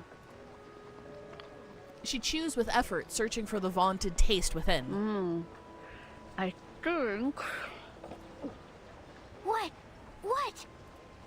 She watches Mayfly as she chews, each bite meeting waves of rapture, and attempts to mimic her delight. Somehow, the act of imitation seems to conjure the promised flavors. I think it's sweet. And it grows sweeter and sweeter the more I chew. Right? It's good. Delicious. I must get some more. Here, eat it, Mayfly. They're so cute. You two must be visitors. Are you here for the fair? You two must be visitors. No one likes the olive cake that much. That's right. Heard it would be quite the spectacle. It certainly will be. And thanks to that That's rumor, concrete, business baby. is going great this year. Beehive 3476. Thank you for the follow. Hello. What makes this year so special? Well, many religious sects have flourished in Drew County recently, each one claiming to bring longevity to their followers. All just tall tales, of course. Only this time is different. Well, it's hearsay. But many think the reason the fair is so busy this year is that one of the sponsors found a true immortal. Is this an actual immortal or is this another wild goose chase? I heard that too. My friend said her friend's grandfather, who'd been buried, suddenly came home alive, saying he was enlightened by an immortal in Drew County. That's fucking terrifying. And they say tonight's opera is in fact an opening ceremony for the immortal sect. They've even widened the stage. You're all getting arrested. And not just that. Have you noticed the constables?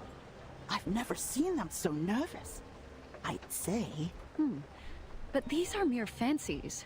Is there nothing we can see with our own eyes? Certain. Proof, bro? The Stilton Parade. Oh, the Stilton Parade! Oh, though we saw that BBS message about. The event you mentioned on the way here, isn't it? Yes! I heard it's great fun. Where can we see it? Right behind you. What?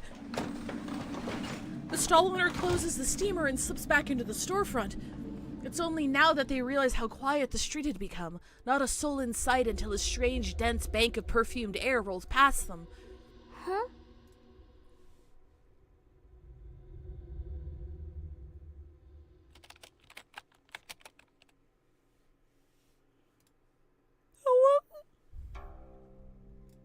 Deadly cure. Only those with nothing to drink would sip from a poisoned well.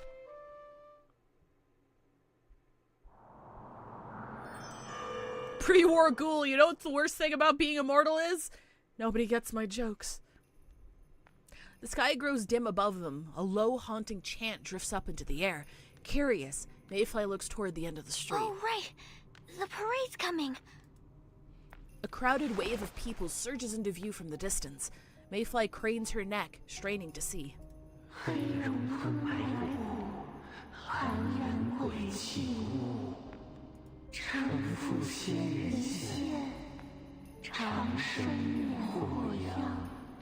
Why is this just reminding me of Unending? The unearthly parade advances. A line of towering figures leads its approach in long, otherworldly strides. It takes a moment to spot the stilts as they push against the fabric with each step. What are they singing?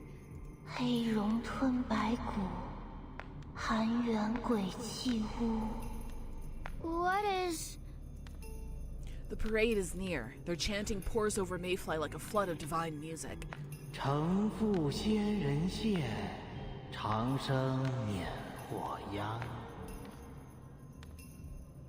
This is creepy, but also really cool. 承负先人信任，长生免祸殃。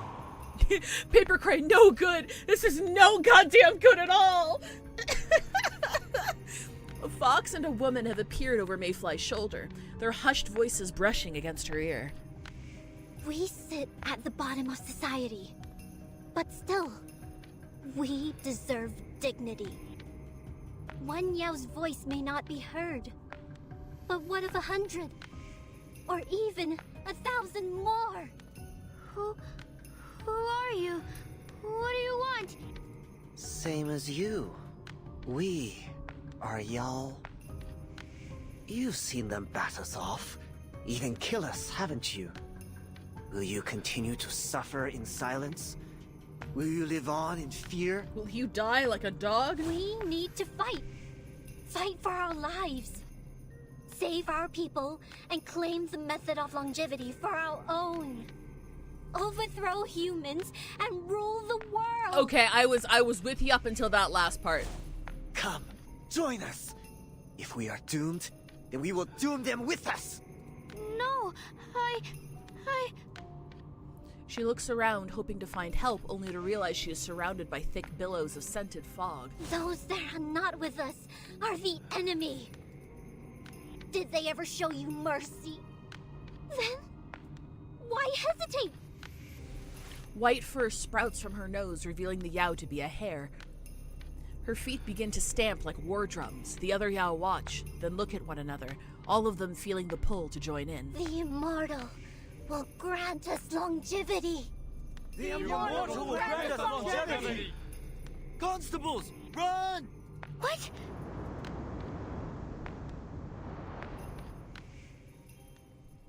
As they round the mouth of the alley, the parade vanishes as quickly as it appeared. The chanting music fades like smoke in the air.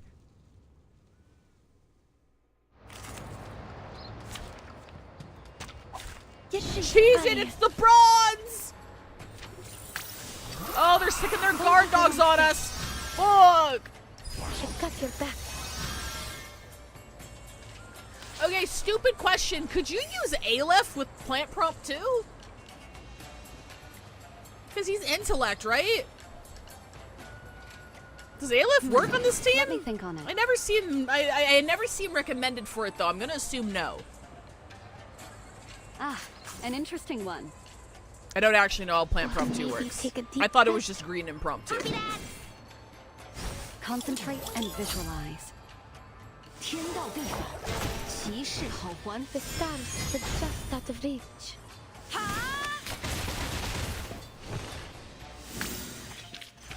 Was I able to take care of everyone? They've always got to add that extra point that makes a revolutionary movement the bad guys, right? Mayfly, can you hear me? You were caught in the parade's illusion. I had to lead you away. I'm alright now. Those Yao... they're seeking longevity. Yes, but what they're doing is a risk to our entire community. Mayfly looks down, her face turning red. Finally deciding something, she stamps her foot. Paper Heron, thank you for bringing me here. I owe you much, so I don't want to lie anymore. Paper Heron tilts her head, looking puzzled but relieved. Lie about what? You know my true form is a tough of reed. I'm a Yao, just like the others in the parade. In truth, the reason I came all this way is to seek the method of longevity. I lied because, well, I feared you'd hate me. I'm sorry. Liberation for all! And also kick every puppy! I don't want to hurt anyone. I just want to live longer. Even a little would do. Hush. You'll hear no judgment from me. Only, I don't understand. You risked a lifetime of confinement on a rumor. Is longevity really so important to you? She goes quiet for a moment, then looks down. Remember the travelers we met on the way here? Human or Yao, all sought the method of longevity. But you're different. You care more for the small joys in life. Like that sweet olive cake we shared. It's almost as if you don't care about how long you'll live at all. I'm not so unlike you.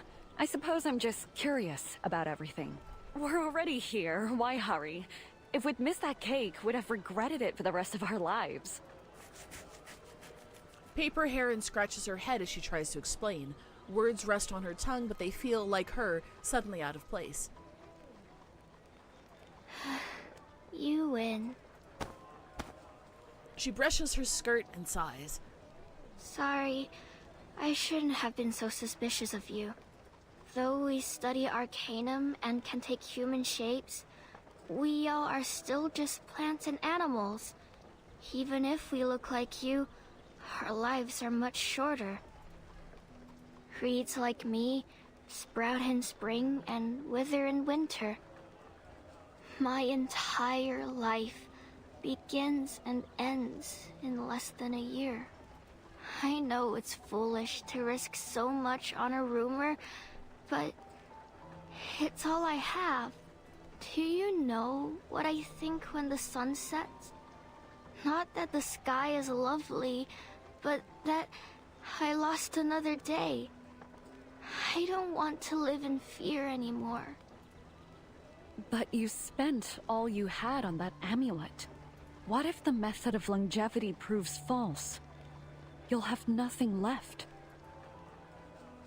Mayfi smiles, but she lets her eyes stay downcast for a moment before they rise to meet her own.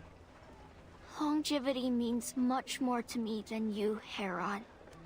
When the winter ends, you will see the spring and I won't. If the method is true, it will change everything. I have to take the chance, no matter the cost. And as you said yourself, I have nothing left to lose. They share a long gaze. Paper Heron reads the dark eyes before her. They seem to burn like unsettled coal. Mayfly. The usually free-spirited Taoist is, for a moment, speechless. She intends to speak, but then the unexpected strikes. Commander! The familiar voice comes from around the corner, seizing her train of thought.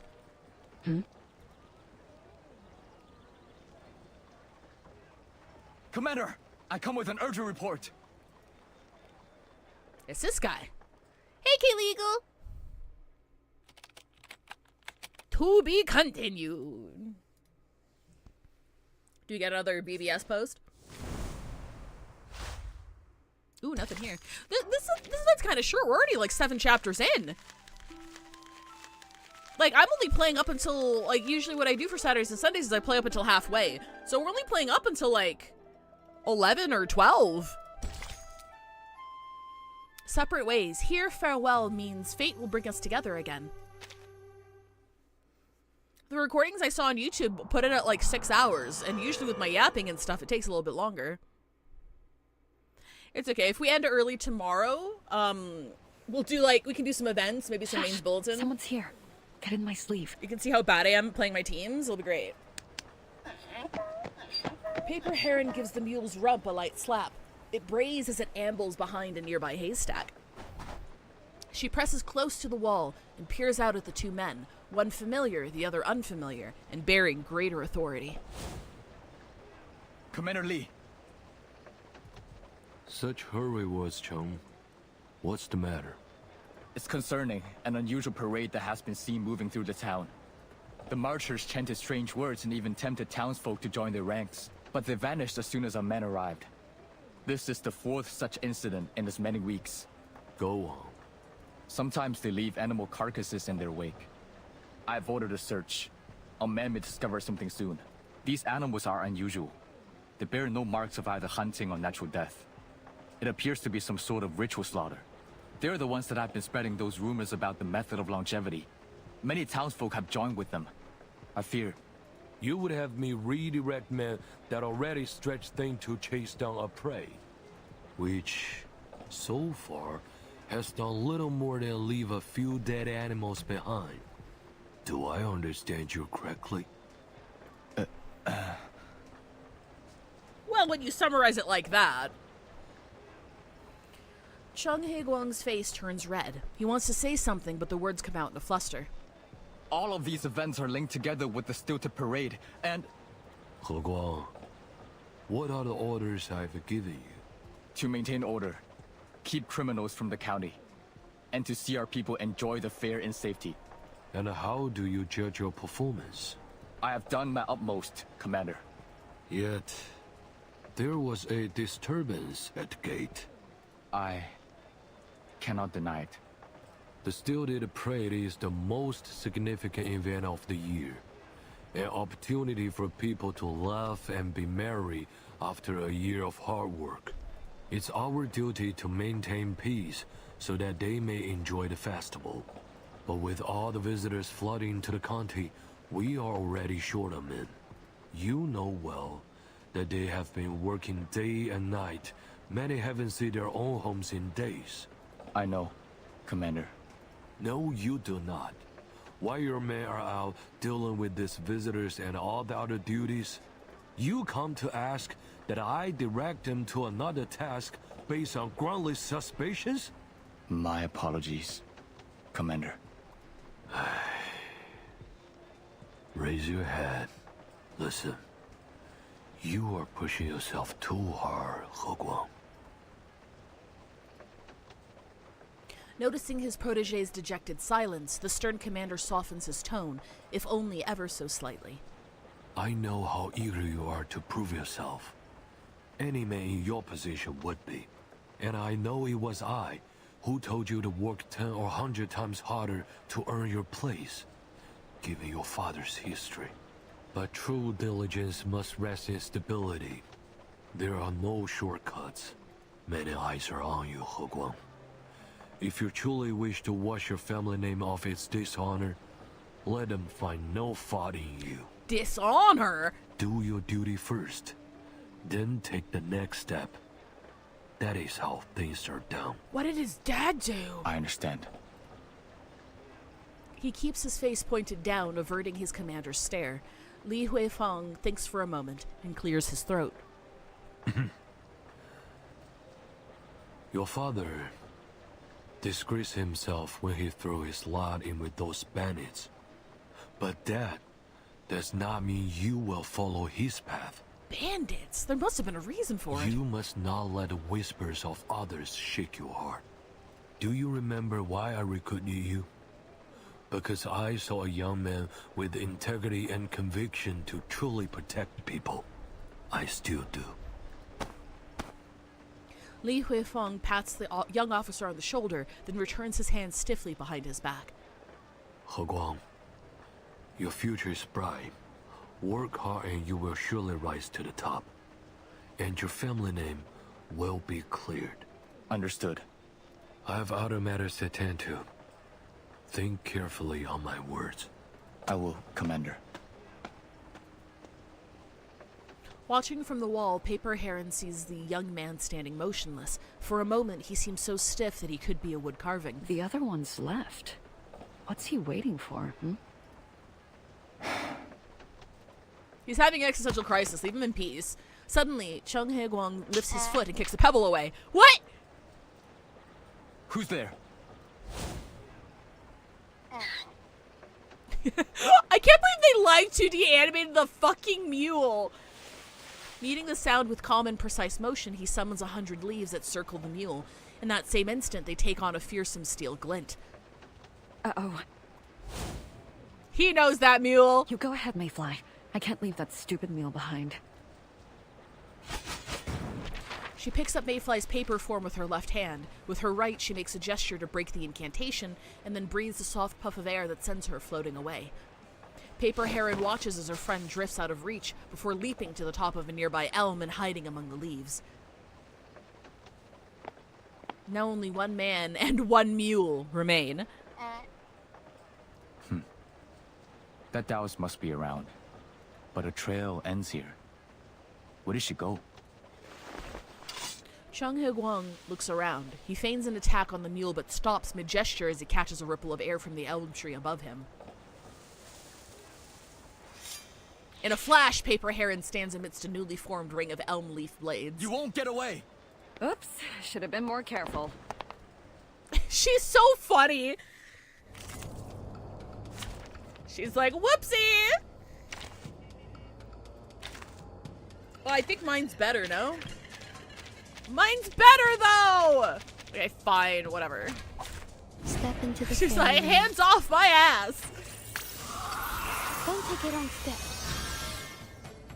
I've got your back. When are we getting Plant Prompt 2 Kipperino replacement? Or maybe take a deep breath. Ah, an interesting one. Let me hold your breath. Don't take your own step. Concentrate and visualize. 天道必反，其势好还。 The stars would be just out of reach. Oh, never mind, he's dead. I found a tooth. Perhaps it's a gift for the tooth fairies.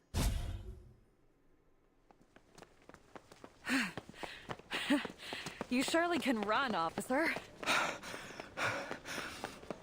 Why were you eavesdropping, you conniving Taoist?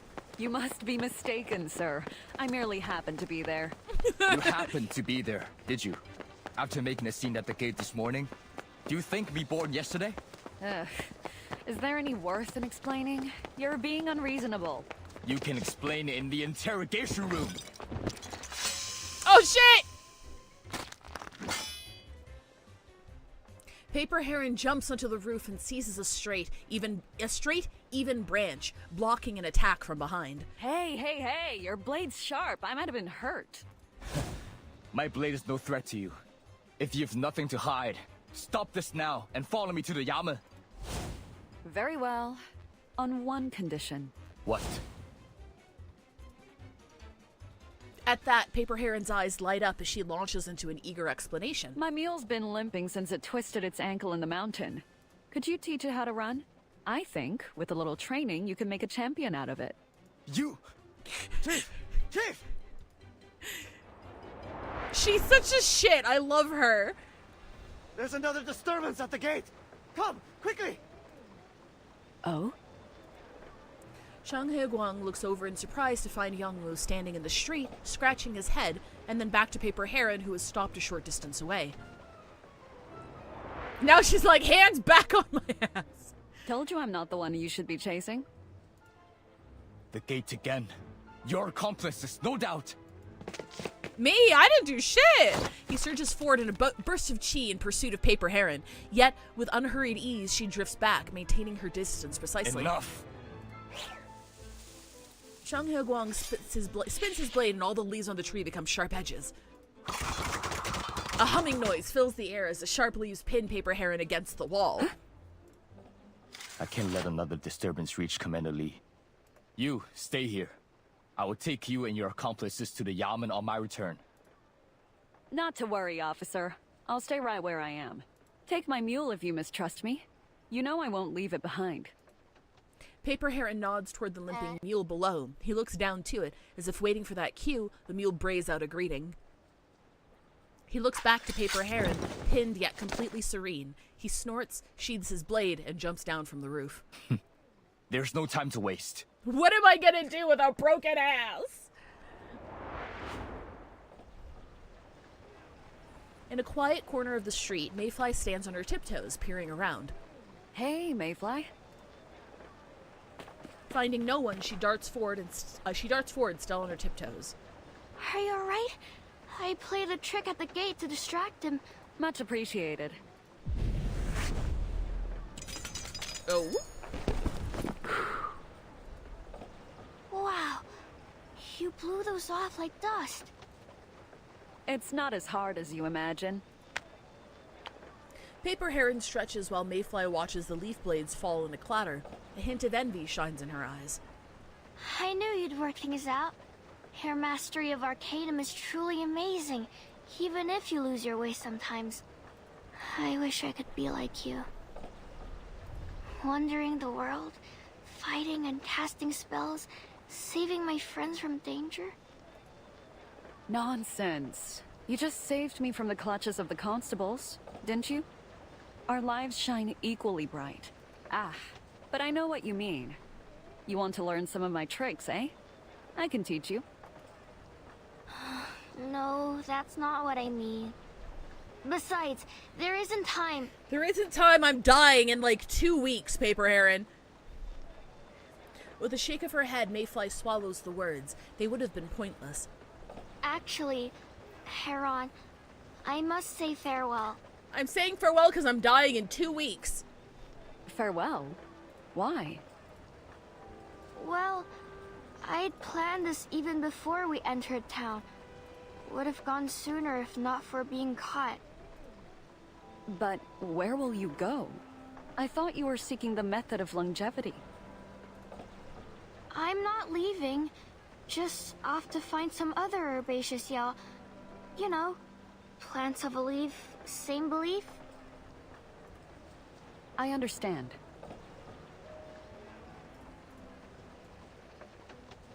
She nods, but there's a strange tug of emotion within it.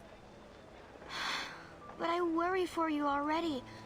For all your wonderful abilities, you're just so careless. You're so fucking stupid. Don't you worry about me. I'll be fine. Haven't met any rotten folk in this town thus far.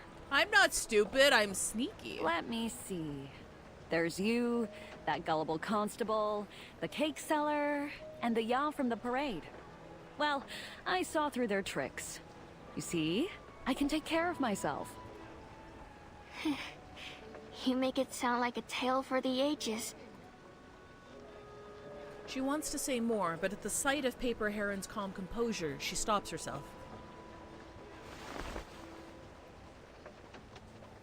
Right. This is it then. Farewell. As it must be. Farewell. Giving a wave goodbye, Paper Heron turns back with a whistle, and her mule trots behind her. In the sunset, their shadows stretch long and thin. Paper Heron stops on the road, takes some paper and a brush from her mule's pack. Before long, a slip of paper drifts into the wind behind her. I can't tell if she's a fool or a genius. What's this in my pocket? She reaches into her pocket to find an object she doesn't remember putting there. It's the same amulet she had trampled, now restored, and beside it, a hastily written note. Hold the amulet and chant 深藏真我,浑存通明. Then pinch your left thumb and middle finger. That will deceive the reversion bell. No cultivation needed. When did she... The warm orange light of sunset bathes Zhu County. Against the busy evening traffic, Paper Heron leads her mule, her back to Mayfly as she waves once again.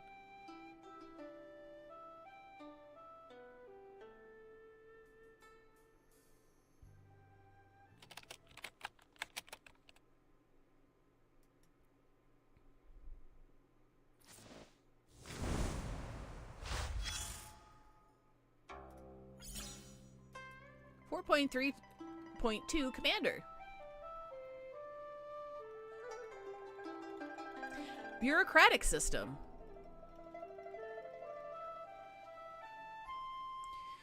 Dove of Peace. Commander was charged with the protection of a single city or fortress. Stationed at the city garrison, he commanded the local consuls and answered to the corps leader and the provincial governor. Managed all military affairs. Frequently encountered trouble from Yao's commander bore an additional duty, Yao disaster mitigation. This meant keeping them from infiltrating the county and stamping out any that caused trouble in the countryside. Working with local soldiers, the commander investigated Yao-related incidents and arrested those who damaged farmland and disturbed any violent Yao. Dove of Peace. Patrol bureaus are typically established in county towns. Answer the local magistrate, fellow administrator, head of a patrol bureau with the chief constable, rank, a rank of the lowest 9th grade. Constable led a force of archer conscripts, interrogating travelers, apprehending bandits, guarding against Yao. Guard constable is a humble one. Most were promoted from minor clerks as scholars and degree holders considered the post beneath them. Performance reviews were held over 3 years with a full evaluation at 9. Standards were harsh and promotions were rare. Exactly what I need for my grad school entrance exam. That's amazing. Thank you so much. You're welcome. Hope these help. Good luck on your exam. Impressive work. Thanks for putting this together. What about the middle sections, though?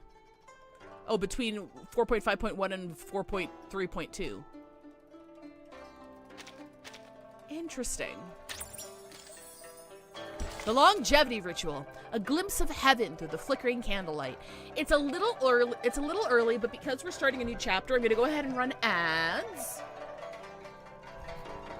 And I am going to be right back because I need to make myself a little bit more tea because my throat is still... That is the wrong image. You know what? We're going to leave that there. There we go. Perfect. Never kill yourself. I'll be right back. I'm just going to make some more tea.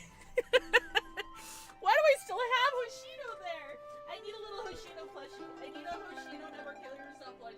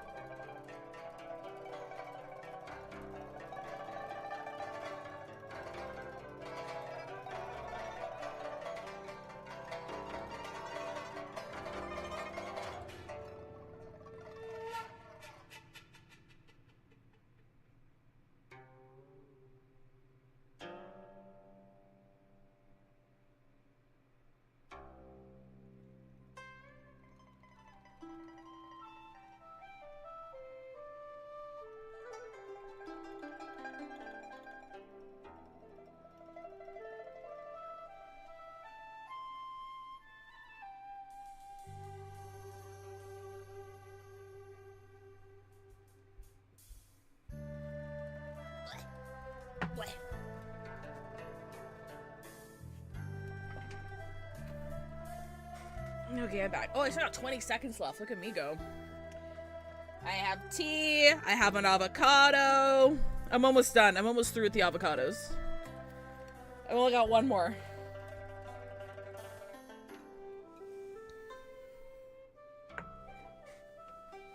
Hey, that's not a VTuber. That's Hoshino from Blue Archive. You put some respect on that name. Welcome back, everybody. Jupiter ritual, a glimpse of heaven through the flickering candlelight. If you were a witch, what kind of witch would you be? I don't know enough about Umineko to claim one yet. When I hear witch, I still think about Madoka. Now I need to look at I now want to look at the Madoka witches and see if there's any parallels there. Around the noisy opera stage, bright fish and dragon lanterns surge and dive amidst the crowd as if breaching out of a living ocean. The festival is reaching its busiest hour. Where should I go now? I'm all alone. So tired. So hungry. Not a win to my name. Can't even buy myself a bun. It's okay, you're gonna die soon anyway. You don't need money. I'm sorry, that's mean. Where are they? Surely I'm not the only herbaceous Yao in town. Am I? Mayfly leans against a stone pillar at the Paifeng and sits down as she looks out at the swirling crowd. Well, even if you find no one, you'll manage. You're a reed after all. You can take root anywhere and let the earth feed you. but I prefer food. What time is it now? If I had known this would be so difficult, I'd have eaten more cakes while Heron was paying. At least then I wouldn't be here listening to my stomach growl. Here we go. If only I were an immortal. I'd never go hungry again. I'll bet their elixirs must taste better than any river water. Why are people gathering around here? Uh-oh. Oh, fireworks. Mama! It's the Iron Flower fireworks! Can I see? Can I see? Fireworks. Gone in a moment. But so beautiful. If only my life had a moment like that. Just one.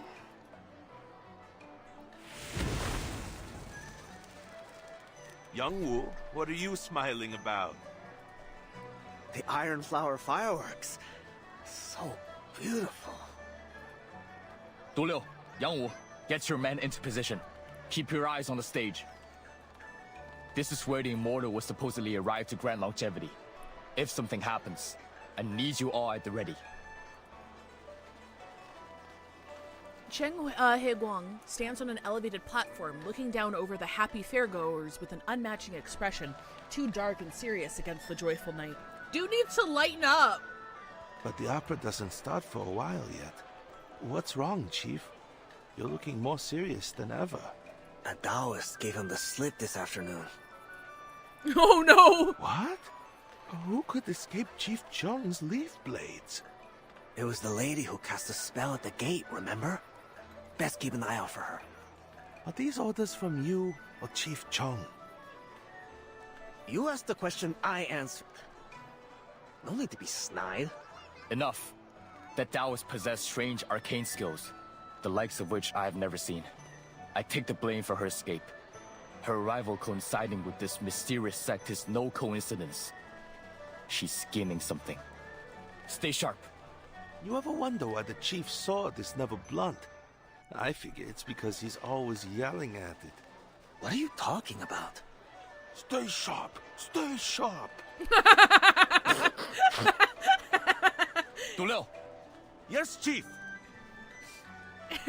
Your chief holds a stern face, but his cheeks betray him with a flush of red. I wasn't talking to my sword.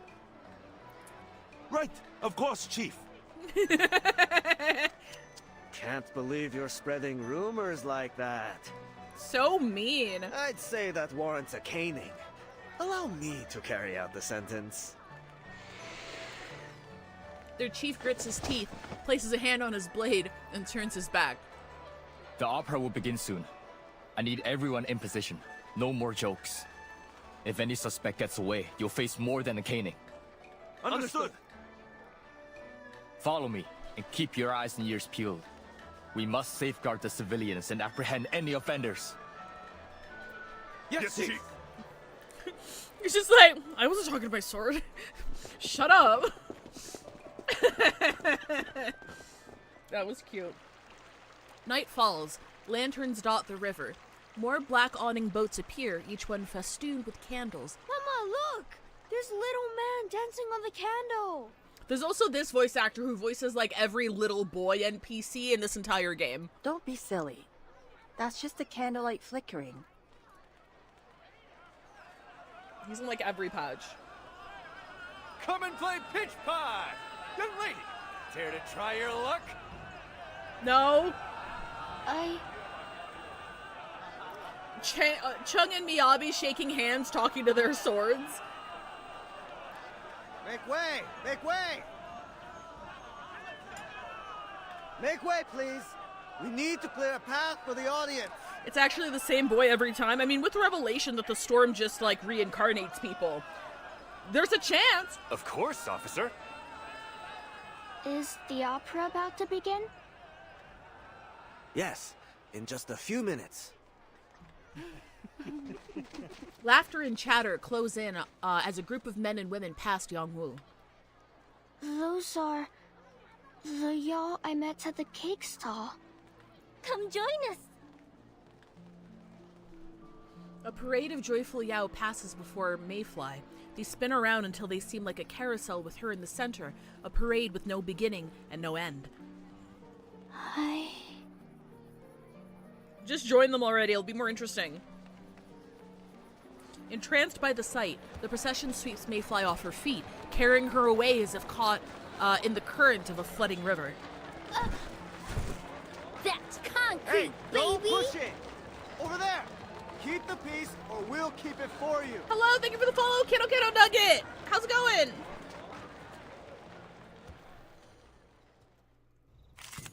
Oh, are we gonna fight them?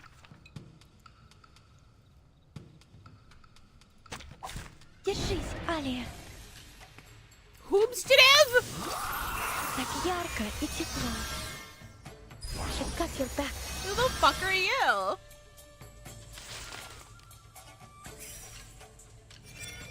Katie did. Oh, like the insect! That's pretty cool! We're gonna fucking, we're gonna do a... Let me think on it. We're gonna do fucking, Maybe. Copy that! Which one hurts?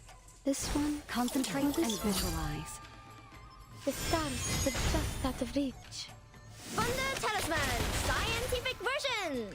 Enjoy the reverse Iceman patch. It's interesting so far. It's very lighthearted. You know, we need a break once in a while. I found a tooth. Perhaps it's a gift for the tooth fairies.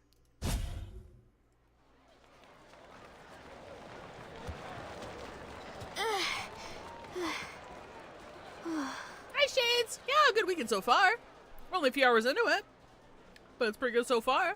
Mayfly looks back. She's been carried far only to be left in a strange place, sticking out like driftwood after a receding tide. The stage? How did I... Especially after that last patch of the Foundation torture in World War I combat. Yeah, after that last patch where my favorite character in the game got fucking vivisected. It's a nice break. It's a welcome break.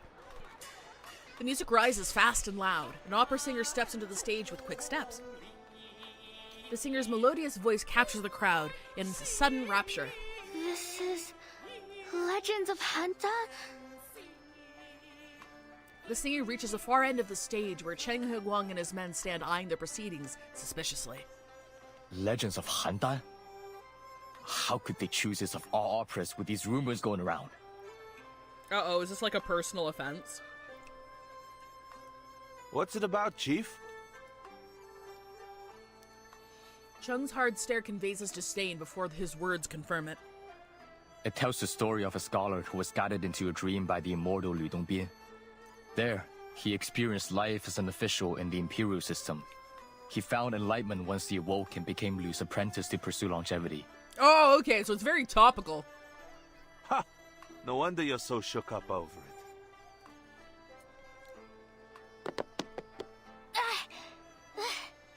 I can't see. Mayfly stands on her tiptoes, unable to see the stage over the crowd. But though she can't make out the scene, the song at least breaks through. I must have watched this opera 100 times. But I've never seen them use candles before. Did they change the story? She finds her way to the front of the stage and looks up, captivated at the performance. It pulls the joy and hope of the crowd like spun silk that gives warmth and color to the night sky. Countless candles ring the stage. Their flickering flames throw dim, dancing shadows on the walls, shadows that seem to sway and bob like a procession of monks in prayer.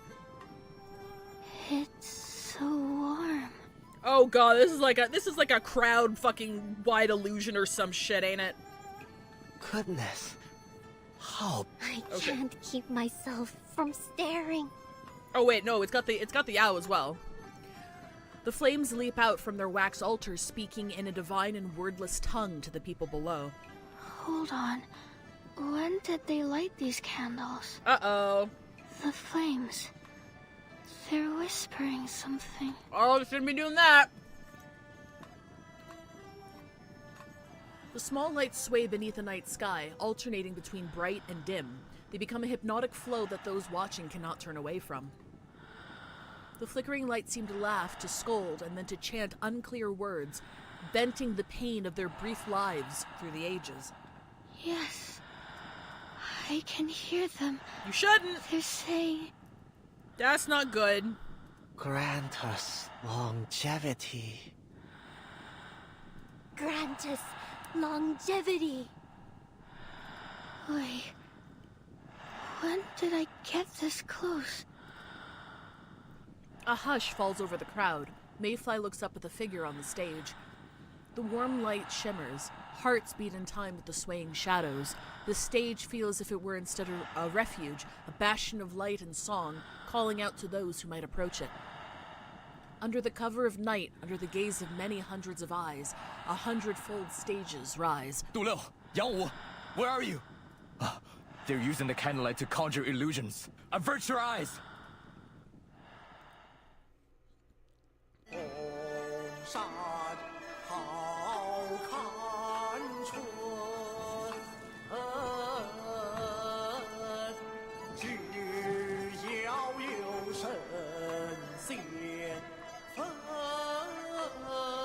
Only those given the chance to cultivate their lives may enjoy the spring of only a fool would give up such a chance.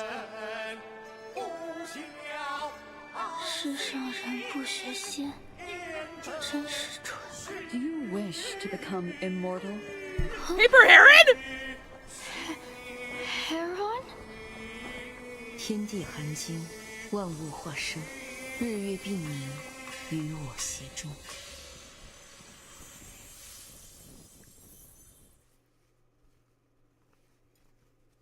There's your longevity, baby.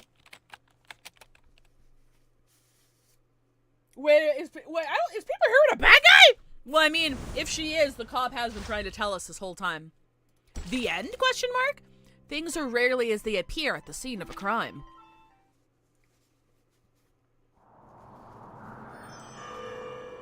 The entire crowd is dead. No, I'm just kidding. Probably.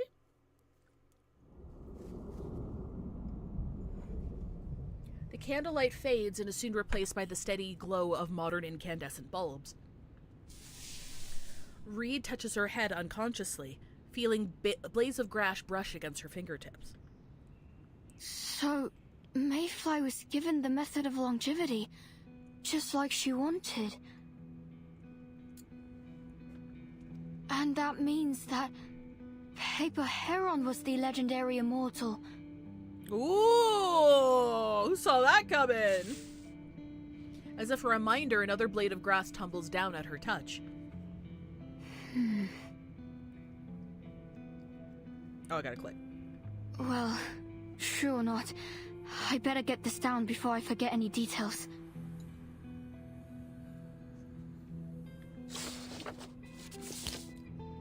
She tucks the grass into her pocket and practically leaps toward her paper and pen. The distinctive melodies of Eastern opera, combined with the magical glow of candlelight, brought the atmosphere to its peak. When the immortal moved her fingers, the audience, including those who had doubts about longevity, and on the ninth twilight, naturally came to believe in this miracle, including Mayfly, a herbaceous Yao whose life was about to end only a few months later. Based on accounts from local residents and my own experience, I feel I can make a bold assumption. Sorry, I finished my avocado. After the opera was over, Paper Heron, the legendary immortal, taught the method of longevity to Mayfly to extend her life. Then, for some reason, she fell into a deep sleep beneath Jewel County. Hi, John Doe! The passage of time goes unnoticed as her pen glides from page to page, the sound of scribbling accompanied first by the silence of night, then gentle bird song, and finally the bustle of a waking city. Another day. One more square in her calendar is crossed out. Usually she would leave a detailed journal of her day, a record for her next iteration, but today she lets her pen rest. Maybe I won't need to leave a note for the next me this time.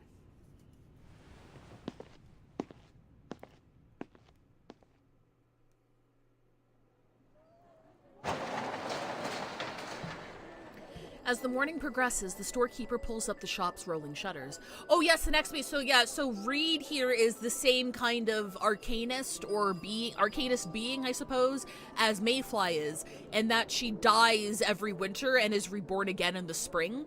But when she is reborn again in the spring, she's the same base entity, but a different person. So, Reed's whole arc here in modern day times is she wants to find the secret of longevity so that she can maintain her consciousness and still be her when she is reborn again in the spring. Or, preferably, not to die at all.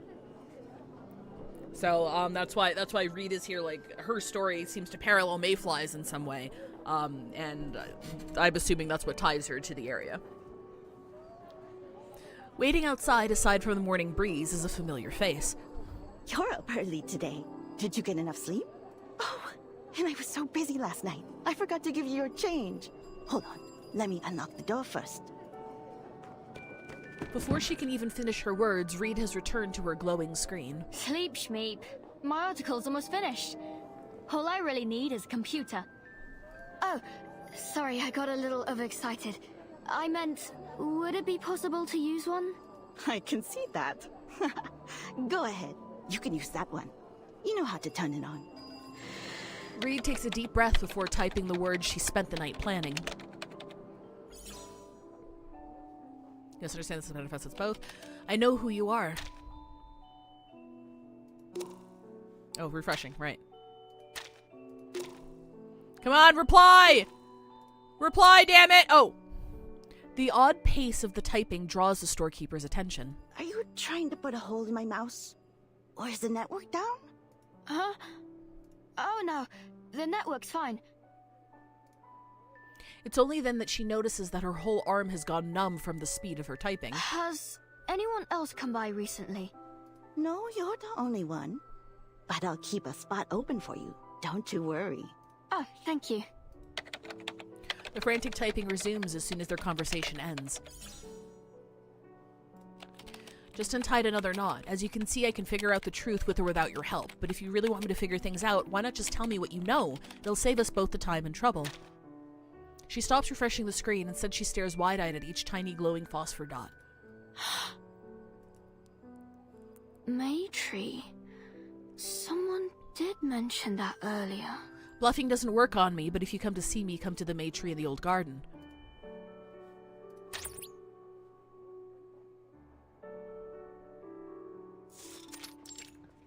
Central Park, Jew County.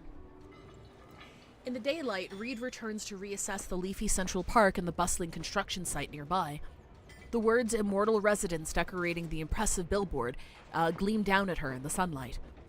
Far beneath it, the half-dead Maytree that lies in the middle of the park looks dull by comparison. Another journalist? I already told the other ones we're not open for interview. Hey, it's the same guy! It's him again! It seems she spent too much time staring as a middle-aged man approaches in a huff. I don't care who you write for. Get out of here, will you? You can hear it now, though, right? Oh, no. I'm not here for interviews. I'm just having a look around. I love using that emote when trying to call out someone as an immortal. So, someone came around here then? Someone who looks like me? I'm not answering any questions. My building isn't haunted, and that's that. Not haunted? You mean... Before Reed can ask anything more, a new voice draws away their attention. Sir, we've got a problem.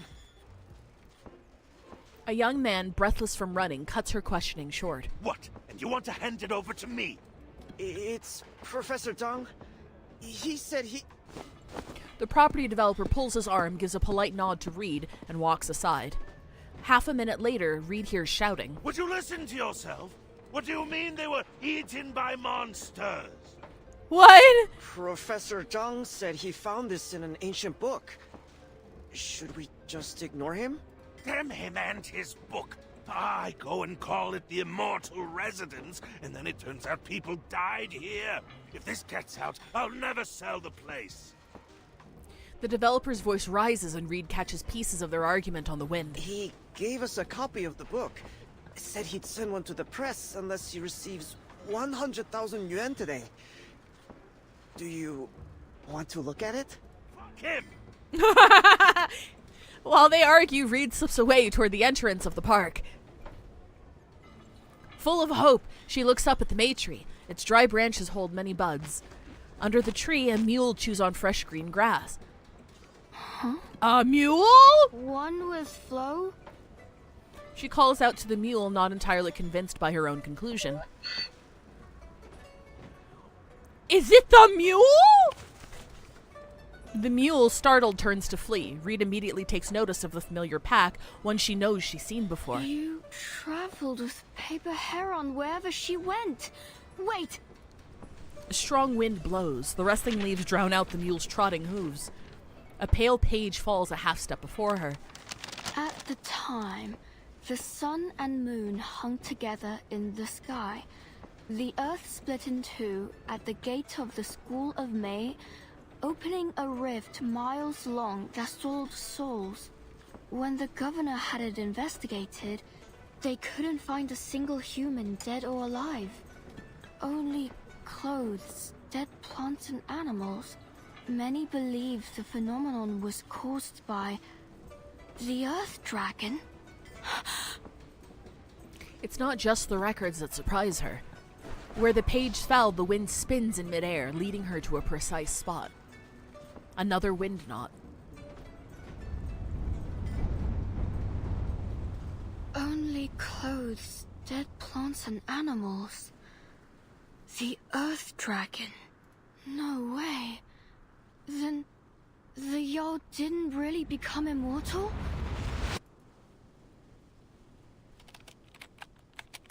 Huh. Hey, Mr. Bean.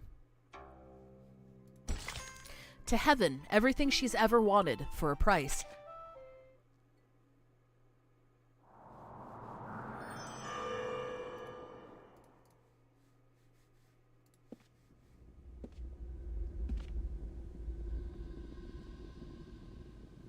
On stage, footsteps move with a light, quick pace. Do you wish to become immortal? I don't know, man. I don't know if I want to do that anymore. Mayfly looks up but sees nothing before her. Do you wish to become immortal? 世上人不学仙，真是蠢。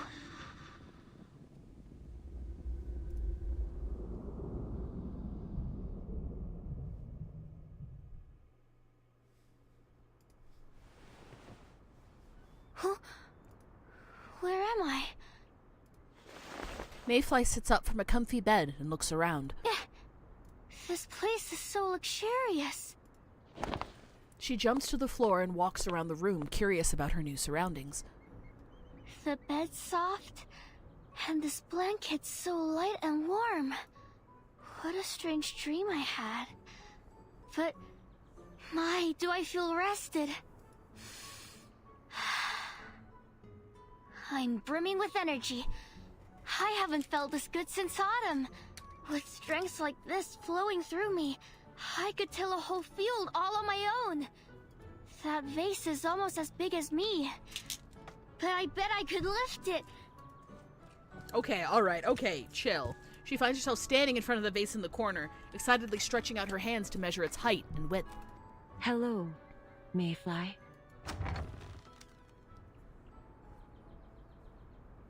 Who's that? Wait, Pretty. Paper Heron? We were chatting outside your room when we heard your voice. I'm glad to see that you are doing well. I know what you wish to ask. You are in the School of May? The lady smiles and nods as she explains further. And I am its founder. They call me Master Ren, or Ren the Immortal. Ren the Immortal. Then you must be the immortal everyone's been talking about. Please, Master, teach me the method of longevity. Another young soul looking too far ahead to see the truth before them. The immortal you seek is standing right in front of you. But it isn't me. In fact, I was one of her students. What? Mayfly shifts her focus between Master Ren and Paper Heron before resting on the more comfortably familiar face. Saying nothing, Master Ren smiles and follows Mayfly's gaze to Paper Heron. Heron? You mean she's the immortal?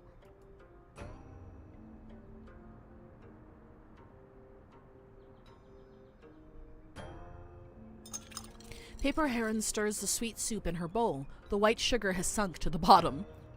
I prefer if you wouldn't call me that, Mayfly.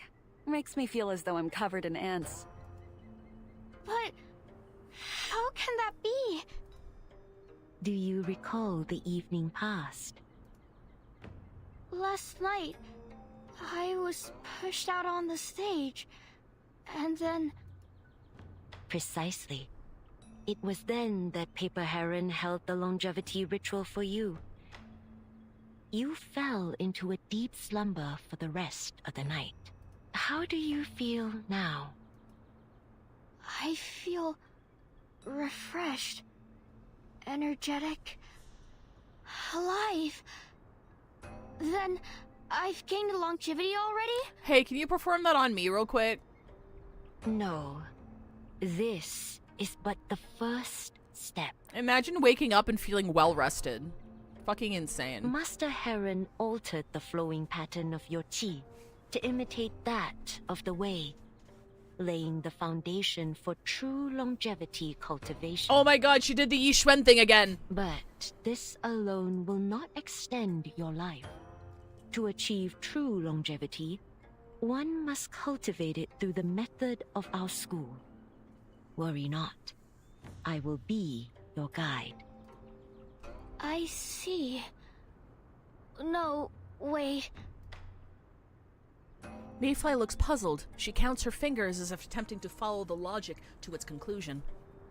Paper Heron, if you're Master Ren's master and the founder of the School of May, then you knew all along? You were just pretending? Yeah. Then you lied too. You know, I felt so guilty about leaving you behind. I didn't deceive you. I had no inkling that it was Ren that you sought. I only learned of her ritual on the stage at the last instant.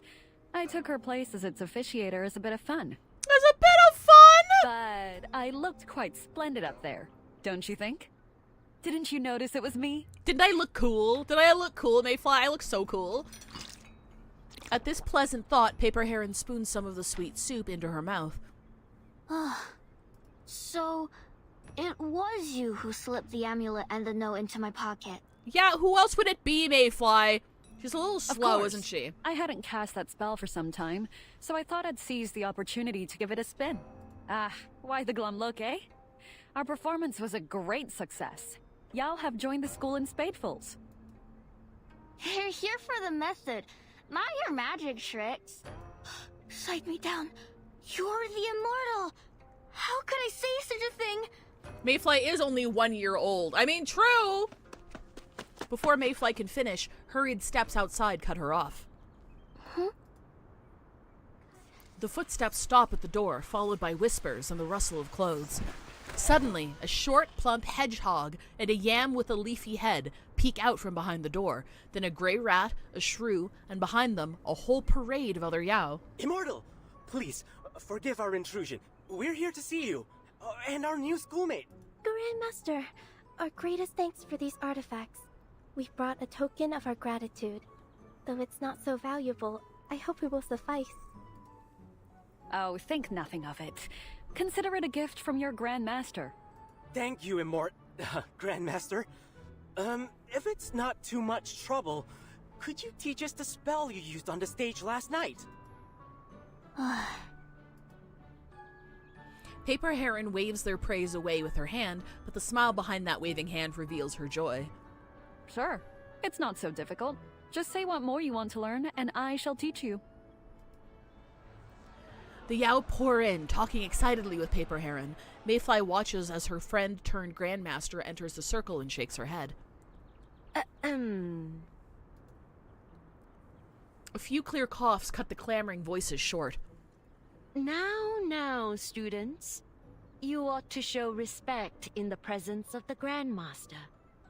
Enough playfulness. You must all return to your cultivation. But I hear this is the first time the Grandmaster has visited our school in many years. We only want to talk to her. And talk we shall. Master Ren smiles. The Grandmaster will be with us for many days. There will be plenty of time. For now, we ought to consider our newest schoolmate. You need some time to settle in. Isn't that so, Mayfly? You have just received the ritual. Your body needs time to adapt. Students, will you show Mayfly around our school? A little bit of activity should do her good. Ah, right. Best to get some exercise. Whatever you say, Master. Mayfly, is it? We brought you a gift, too. Sorry, we got carried away after seeing the Grandmaster. The Yao bring out several boxes of herbs and steamers filled with cakes, all prepared in advance, a substantial offering. That's all right. And thank you for the gift. I feel so full of energy now. I'd love to look around. You should spend some time getting to know the other students. Your gift can wait. All right, then. I can save it for later. Mayfly pats her skirt and leaves with the Yao. Soon she enters a busy courtyard bustling with the voices of other students of the School of May. Stop it, Mayfly! That cauldron's too heavy! You could hurt yourself! I was just like her back then. Didn't know what to do with my newfound strength. Paper Heron lifts another spoonful of her sweet soup to her lips and then sets the bowl down. So, have you retrieved your 5 senses?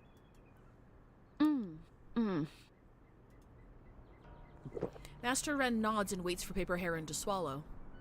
No, it's become worse. Even clear soup is practically tasteless to me now. But enough about that. We have more important things to discuss. Okay, so I'm seeing a lot of cues from, like, ZZZ 2.0. I wonder if this is, like, a Chinese mythology thing. Like, she's losing her senses exactly like Yi Xingguang did, remember? And they're at a school. They're at a school that teaches magic. I'm not very familiar with this genre. Maybe this is just a normal thing. My divination suggests that Lan Zhu is waking. I have observed many omens along the road. Birds migrating north, withered grass blackening. Ere long, Lan Zhu will awaken. Unlike other Xiandao beasts, Lan Zhu is not under Zhenzi's control. The quake it wrought brought great suffering to the Huanzhou region. Is Li Yuang's beast a Xiandao beast as well? Like the big old lion? I forgot. The White Horse School once fought it, and I among them. Yet, we could only force it into a long slumber. Until the Wei bestowed on us 2 swords of longevity, allowing ordinary students to control the qi of yin and yang in order to pacify Lan Zhu. But then... She pauses. You need not say more. Sword! Master Ren draws an array in the air. It glows gold for a moment, then fades as a white sword appears. Paper Heron stares intently at the sword. It floats in the air, radiating with a soft white glow. Now, only 1 sword remains. And the White Horse School is no more.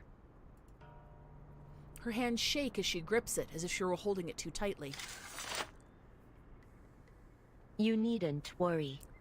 Since the moment you passed the sword to me, I have been making preparations to face Lan Zhu. I know the consequences if I fail. The earth will split, and beneath the dual sun and moon, disaster and disorder will reign. Zhu County, all of Huanzhou, will shatter, causing untold devastation.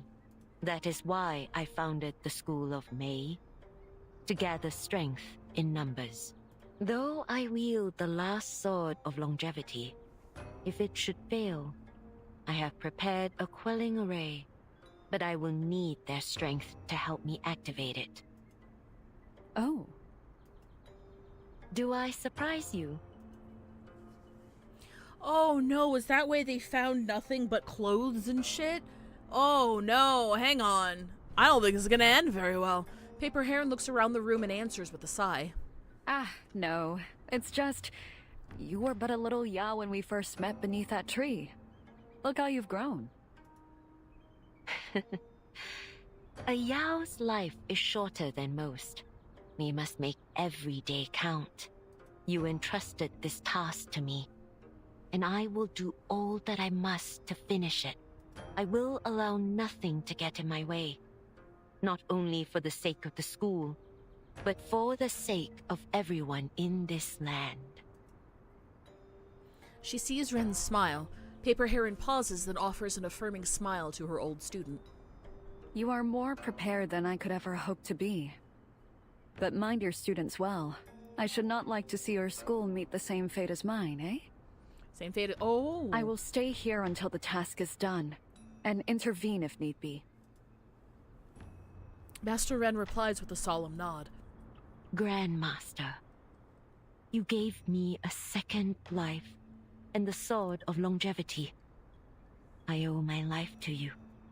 I swear I will complete the suppression, no matter the cost, for you and for your school.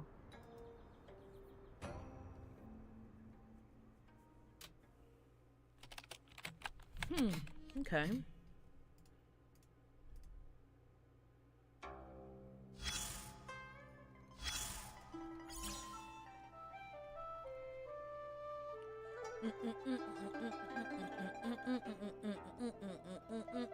I do kind of wish you could scroll up even while this was loading, so that way, because like the first message is always really fucking long. Roaring Thunder. We're cleaning out the family shrine today. New opera masks. Found as we see things by touch objects. So I went through them one by one. Here's what I got. Jiao mask, a faint image of a tall man, looked full of energy with a loud voice. Chiang Chi mask, my uncle. He used to wear this one all the time when I was little, and my brain just can't get past that, so I couldn't see anything about Chiang Chi itself. Don't mind me. Fei Wei mask, someone reading a book, looked like my middle school English teacher. Tangjiang mask, hard to make out, a humanoid shape but not quite human, more like an animal or a monster of some kind. Lanju mask, this one was the strangest. With the others, I could at least make out a shadow of a figure, but with Lanju, nothing. All I saw was a street, kind of like a road leading to the central park. At the far end, a big round moon. Qiang Liang mask, a blinding flash of lightning and someone talking on the phone. Oh, Qiang Liang! Yeah, that's her, isn't it? I think? I mean, that was the tiger spirit from the other event. My dad took the rest before I could get to them, so that's all I've got. Do these images mean anything? If I got the names right, those also like Shandao beast masks. My guess, what you saw were the things they've eaten, excluding your uncle, of course. As far as I know, there are no records of the Shandao beast taking human form. The people you saw might be the Zhentong they were entrusted with. And if you couldn't see anyone, maybe that means the Shandao beast has lost its Genji for good. Just guessing, though. Would you be willing to tell us more about your arcane skill? Your arcane skill's a real deal. Lanzhou gazing at the moon. Lanzhou gazing at the moon. Finding anyone knows herself, these others too alone that you're not making it up. Different accounts of what Lanzhou looks like, but few people know that Lanzhou is actually a rhinoceros. In folk legend, the rhino was a general sent down from the heavens. That's why it loves to gaze to the moon, longing for someone to bring it home. Lanzhou's power can shake heaven and earth. A single roll of its body can trigger an earthquake. Back in the day, Feng Xiangxi had to call upon the power of Danzhang, the god of Sheti, and wage a fierce battle before finally subduing it. Once subdued, Lanzhou curled up underground and has been sleeping ever since. The laziest of all the Shandao beasts.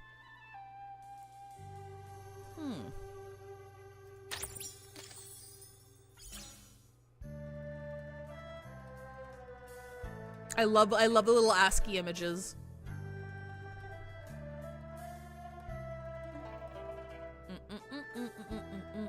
Dad bod, dad mod. Duck rabbit problem. This month, fishermen like to carp wearing 189 jin and measuring 2.2 meters in length. It's roughly 245 years old, make it the longest lived carp on record. Purchased the carp from the fisherman, plans to recently back into the wild after further study. If it lived long enough, would it turn into a lung? Whoa, what a giant fish. Measure the size of the pot you need to stew that thing. Spiritual creatures, truly extraordinary. method of cultivation, one that lets it sense the way and even refine itself in accordance with the way. That's how it's lived for so long. If I'm not mistaken, when the experts release their findings, the patterns of its swing will turn out to align with certain mathematical principles. So what is the way? The way is an infinite existence in the sum of all natural laws. That which is above form is called the way. The way is the origin of all things. Everything takes the way as its foundation, and the way in turn manifests within them all. Check my other post for more details. Really? That aliens and Sichuan post was yours too, right?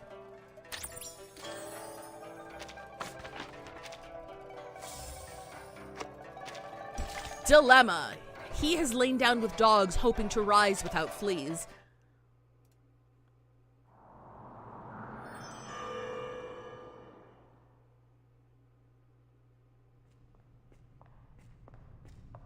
In the dim cell, low chants rise and fall over and over until it almost feels like a natural phenomenon, like the howling of the wind.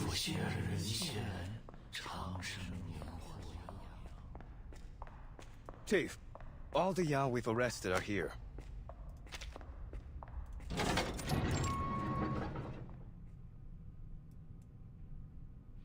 A cell door creaks open slowly. The other Yao stop and look out from their cells at the three who enter.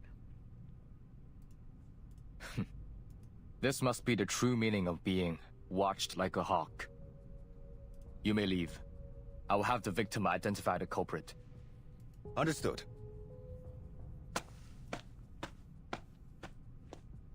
The cell is packed with Yao. Afraid, a man presses himself fearfully against Chung He-guang.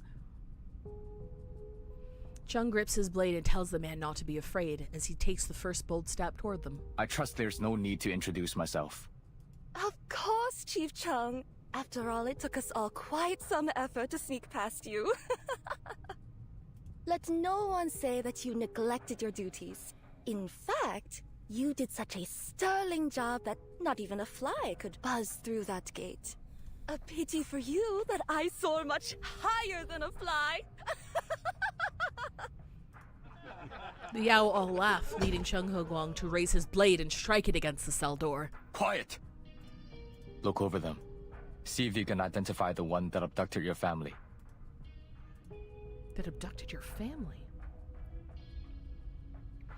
Even with the cell door between them, the man feels surrounded by Yao. He dodges fruitlessly left then right as if to avoid their gaze. He peeks at the jailed Yao from the corner of his eye, but each glance makes him all the more concerned. I don't see them.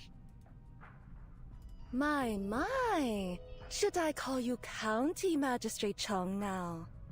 If I recall correctly, it falls outside of the duties of mere constables to interrogate suspects. Who the fuck are you? No one gives a shit about you. Through the bars, a bird-like Yao leans toward Chung He-guang. Oh shit. Sorry, I almost pulled my teeth. Could it be that you are using this opportunity to learn the method of longevity for yourself? Enough of your twittering, Bird. I am investigating this rumor on behalf of the people, not for myself. Nor is this a formal interrogation. I am within my rights to question any one of you. And if I don't tell you a thing, what then, Chief Chung?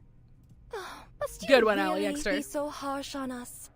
Every Yao in Jewel County is scared to death of you. But I know that you're not all that cruel-hearted. Could you be persuaded to let us go? As she speaks, she puts both hands through the bars. One holds a gold bar, the other a charm. She waves them before Chung He-guang. I can offer you both wealth and health. Fiend! I will not allow you to deceive me. Chung He-guang pushes her hands aside with the back of his blade. She jumps back, staring at him tensely, then approaches once more. You think it deception merely because you believe the method of longevity to be a false rumor. But what if I tell you it's true? Take a guess at how old I am. There is no need to guess. It is said that Yao can live over 1,000 years. Whoever told you that knew nothing. Our lives are scarcely longer than our true forms. My own kind live and die within the age of a sparrow. Nothing more. Surprise flashes in Chung Ho Guang's eyes. He motions for her to continue. We only want a little more time in this world, Chief Chung. Why must you stand in our way? Then should I simply allow you and your people to kill, steal, and bring chaos? Me and my people? She is stunned for a moment, then responds with a burst of laughter.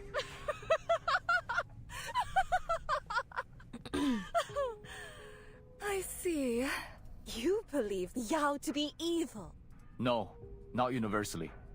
Yet, it is Yao like you who spread these dangerous rumors in the county. The Yao stops laughing, her neck jerking in as her feathers rise and puff out. Filled with rage, she storms toward Chung Ho Guang, ignoring the bars. It is no rumor, fool! Even if it were, what harm have we ever brought for speaking it alone? All our kind desire is to live. I've done nothing wrong. Release me! Every moment is precious. You may not have taken part in these abductions, but the rumors you spread surely enticed the ones that did. I will not release you. Fine. Continue in your blindness. But the School of May will bring justice to us all. The Yao turns fierce, beating her wings in the cell. Claw marks cover the walls. The School of May? That's the name of your sect, is it?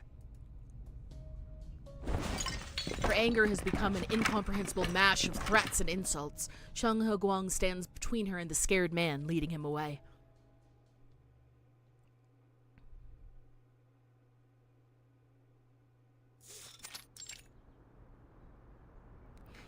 In the Yamen's study, the man sits shaking on a wooden chair.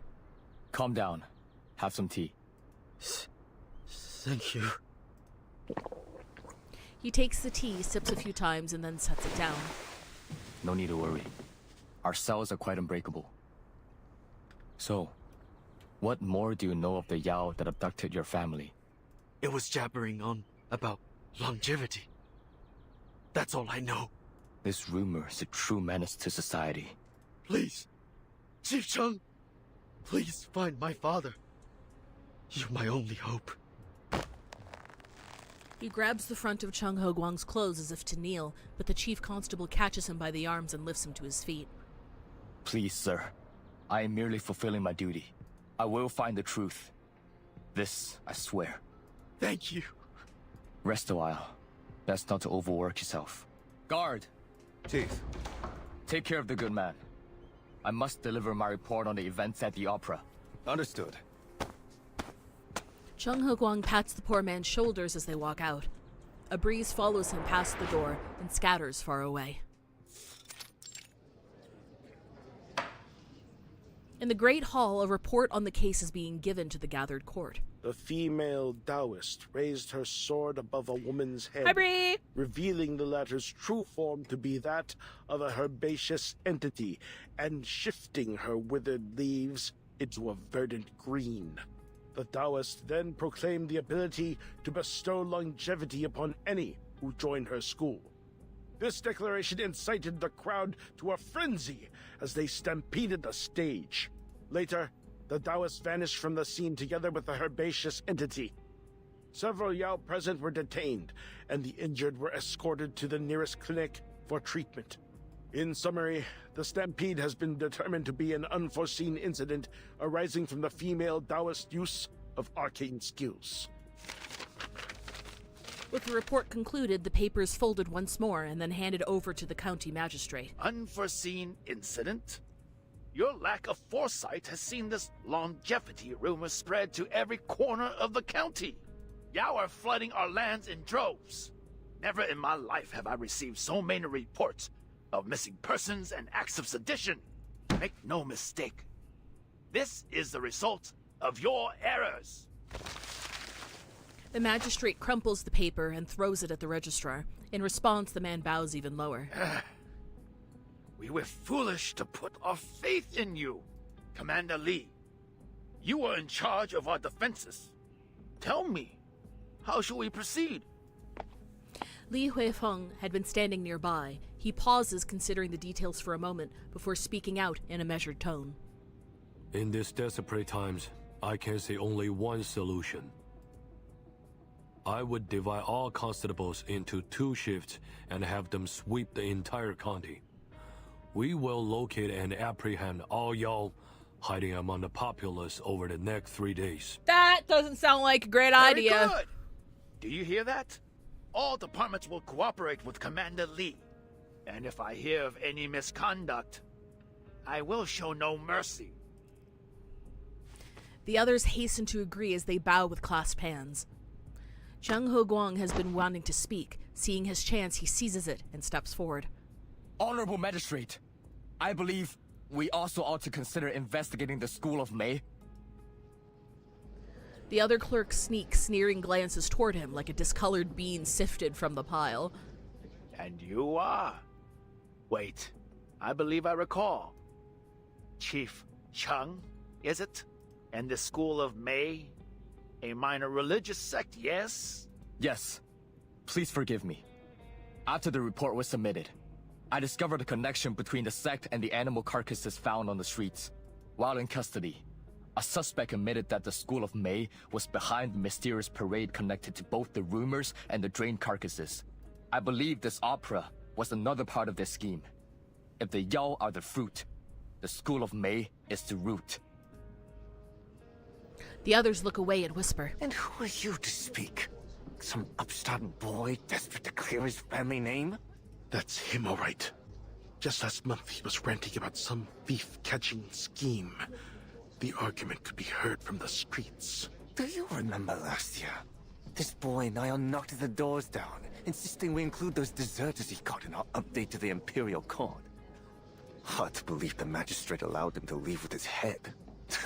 It seems he hasn't any sense for his position, or his shame. The son of a bandit turncoat. No wonder he barks like a dog, demanding praise for his every deed. Damn, they hate his ass! He's fooling himself if he thinks he can wash himself clean of his family's past. Chung Ho-guang ignores their whispers and stands tall and firm as a noble pine. Commander Lee, thoughts on this matter? As all else goes quiet, Li Huifeng clears his throat and speaks. I hold to what I've said before. The Yao pose a serious danger to the people. Our priority must be to expel them from the county. What would you have us do, Your Honor? The matter is handed to Commander Lee. Dismissed. Understood. But the School of Mei? The others seem prepared to leave, but Chung Ho-guang looks around anxiously until finding the familiar shape of his commander waiting under the eaves. Commander Lee. Come here, Ho-guang. Li Huifeng walks from the hall in long, quick strides, forcing his subordinate to hurry to keep pace. Are you really so desperate for glory that you forget the chain of command? How do you aim to win trust if you refuse to pay respect to your betters? I apologize, Commander. But this is a promising lead. If we don't act now, we may miss a chance. Li Huifeng turns, his voice sterner than ever. Do you think you are the only one with the lead on this case? That no one else can do as you have done? Not even those with greater power and resources? Is that why you announce your intentions for all to hear?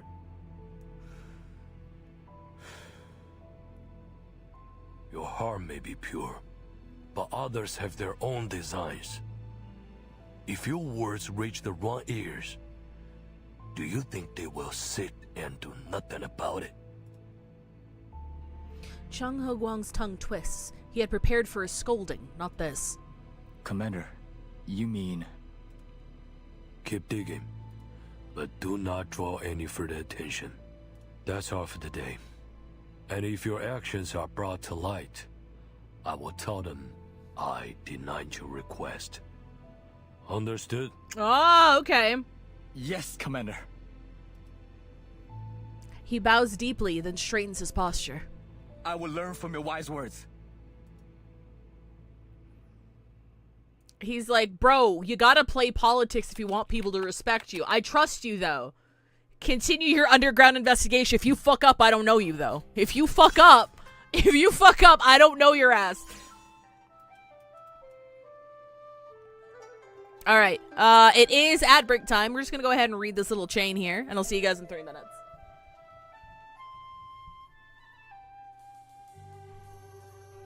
Long-time fighting game player. Critters Clash is the hottest game right now, so I head to the arcade to get a few rounds in. I started with turtle tons of HP. Attacks are painfully slow and the damage is laughable. Looks like a character built for someone at my level. Switch to the rat. His moves look flashy. I figured I had to hit hard, so I challenged the guy to a 1v1. Single strike knocked me down to half HP. 2 hits and the match was over. 10 rounds, 10 losses. He explained that HP is based on each animal's natural lifespan. Turtles live a long time, so the turtle has more HP. But these animals have all become yows. Every one of them can live for centuries. Why should the old lifespan distinction still matter? Can anyone actually win a match with the rat? The rats in Critters Clash are too weak. Experts only. Regular yows live just as long as their animal forms. The rat's lifespan is only a few months, so naturally its HP bar reflects that. Yows aren't exactly common these days, so it's totally understandable that you didn't know. The game stays true to the lore while still balancing the numbers so HP gaps don't become unplayable. Solid design, in my opinion. What a noob! You didn't even know how to chain your moves. No wonder you got stamped. With the rat input combo, cancel into combo. Do it properly, you've got infinite combo.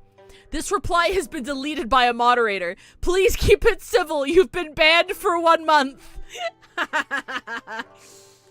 Very realistic. Very good. Oh boy.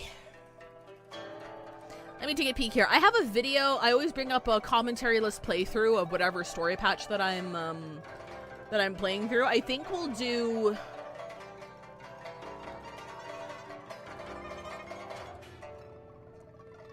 Let me see, where are we? I think we'll finish 12. We'll finish 12 and leave it there, I think. Yeah.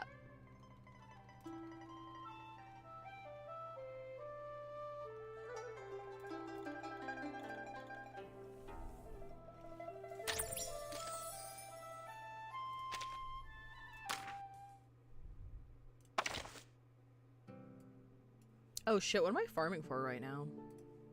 Wait, I shouldn't be farming. I've started the thing, so I should be spending all of my stamina on farming the actual story stages.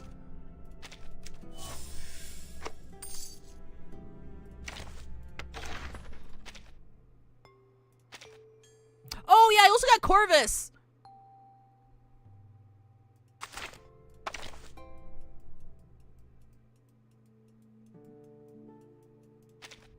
I haven't really used her yet, but the conductor is only seen when the train is moving. In that little But like here, free poll it promo, seems to be quite the opposite. she's like one of like 2 characters I don't What's have this yet visit about? from that pool.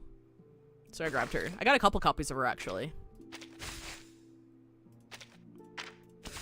I heard that she's good in she's good in fights that last a while. Built for endurance, not for speed. Why is this skin so fucking slutty? I'm sorry. Take a seat. What is his problem?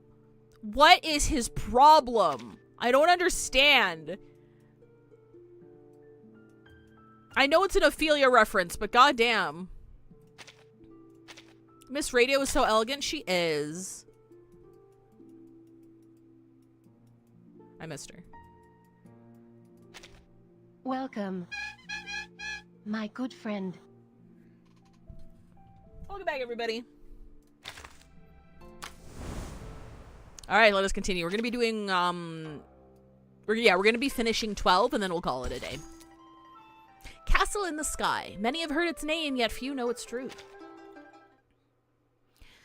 6 left the island, discovered fashion, and made it everyone's problem.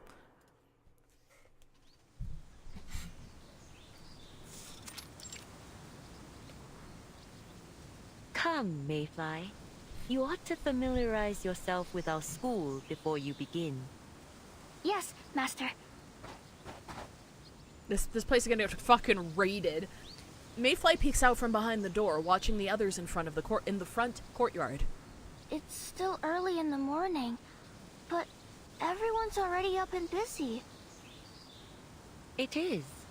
Soon, you will be practicing alongside them. The many Yao she has come to know nod to her in greeting. The students live in the side house here, as will you. I believe you've met some of them already. I see. Ah! There's a mouse climbing up on that bamboo by the wall. Don't be alarmed by Brother Mouse. He has taken to staying in his true form most of the day. Why is she freaked out about, like, mice and shit? She's a fucking weed! She's a reed, not a Forgive me, weed. brother. I'm sure he does not mind. The School of May is one of the few refuges for Yao in this region. Hi, Thebes. Our students are free to live in whatever form they wish. You may even choose to live as a reed, if that is what you desire. Live in my true form. But One must learn to find fulfillment in their true nature. Only then may one discern their path to the way. It will make sense in time. Actually, you guys have a good point. Is because mice eat reeds. No, you're right. It's just like, because she's basically in this school for magic, inanimate objects, and animals. I'm like, why are you freaking out about a mouse? What's the big deal? But you guys have a point. Natural predator. Come, let us speak further in the front courtyard. Master, where is that music coming from? I keep hearing it, but I don't see anyone playing. Is the music diegetic? You won't have need of that haste much longer, Sister Mayfly. This is the front courtyard, where students may gather to train or rest as they like. But no one's here. This way.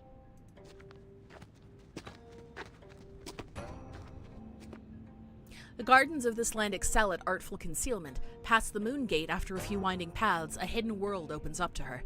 Black eaves press down upon white rooms that enclose a square. The ground is paved with gravel, into which white marble tiles are set, forming a bagua array. Students in white stand atop it, playing solemn Taoist music together. There she is, the new student. Sister Mayfly, are you feeling better? Paper Heron waits here too. The students occasionally steal small glances at her. She looks around, nodding to the students as she meets their eyes and greeting Mayfly in particular. Hello, everyone. What are y'all doing here? Master Ren is here too! Greetings, Master! We humbly request your guidance today! It's good to see you all. Please, be seated. The crowd spreads out and sits in a ring around Master Ren. A female Yao pulls Mayfly in to sit beside her. Revision always offers new insight. And with a new student among us today, let us begin by reviewing the stages of the method of longevity. To master this art, one must attain 3 stages. The regulation of qi, concentration and visualization, and the cultivation of the body. Oh, hello, Sir Random Lemon. Welcome to chat. That's a funny little emote there. I love it. In the first stage, we focus on the rhythm of the breath. Each of you must find the pace which best suits your constitution and nature. Learning how to Once you live reach forever. a state of meditation, we will work to concentrate the mind on an object, opening ourselves to the stimuli of the divine. As for the cultivation of the body... Hearing this, Paper Heron interrupts Master Ren. That wouldn't be for the best. Huh? Whatever do you mean, Master? Your students are getting ahead of themselves. Teach them the basics first, eh? A pavilion is not built from the roof down. If I am to cover every foundational detail, I would have to start from before the White Horse School was even founded.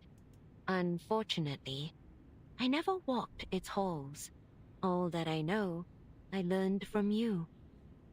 Would you do us the honor, Grandmaster? The students would be most grateful to hear it from your lips. Paper Heron looks around. The students wait eagerly for her words. The School of May seems to be thriving on the high morale of its students, and her heart is warmed by it. It has been quite some time since I last spoke of my old school, but I'd be happy to. Oh wait, was it her school that? Okay, hang on. I guess we'll find out. She lifts her heels and leaps gracefully into the ring before launching into her story. The very first attempts at achieving longevity can be traced back to ancient times, but it's enough to start with the founding of the White Horse School, eh? It first took shape in the late Tang Dynasty, as our founding master traveled the land collecting many rare and lost scriptures in hopes of preserving the Taoist arts for future generations. From those arts, he developed a method to balance yin and yang, and through it, discovered the secret to a long life. He named it the practice of inner alchemy, and it later became the foundation of the White Horse School. Okay. Now, to perform it properly, you must work through these stages in order. Listen closely. The scripture says, when one's mind is tranquil and free of distracting thoughts, all things between heaven and earth will become one with it. So the first step is to set aside worldly concerns and seek stillness from within. For only then can one perceive the presence of the way. Step 2 is about finding your tea. Life is born of the accumulation of tea.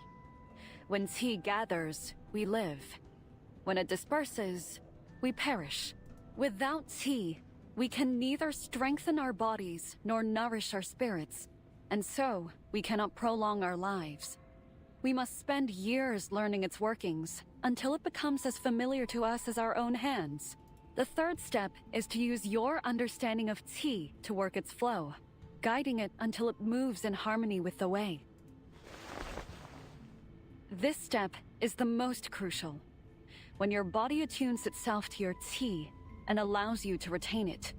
This may take some time, but it must not be rushed. Okay. Without the tea within, the body stands hollow. And if hollow, how may life endure in it? This takes real devotion. You must practice daily until your body is ready to harmonize with the flow of tea. To retain tea is to attain the way. One who has attained the way may long endure. So the scripture says. But the path is long and perilous. Stray from it, and both body and spirit may be annihilated. At best, it is a process of decades. At worst, well, I've seen some wait hundreds of years. But, Grandmaster? Yes? Speak your mind. Do you really mean it will take a few decades for us to master this method? We're all gonna die in less than 3 years, dog. To walk the path of longevity is no small feat. But the calmer your mind, the clearer your vision, and the quicker you will progress. But how can I devote myself to a method that takes decades to master when I only have a few years to live?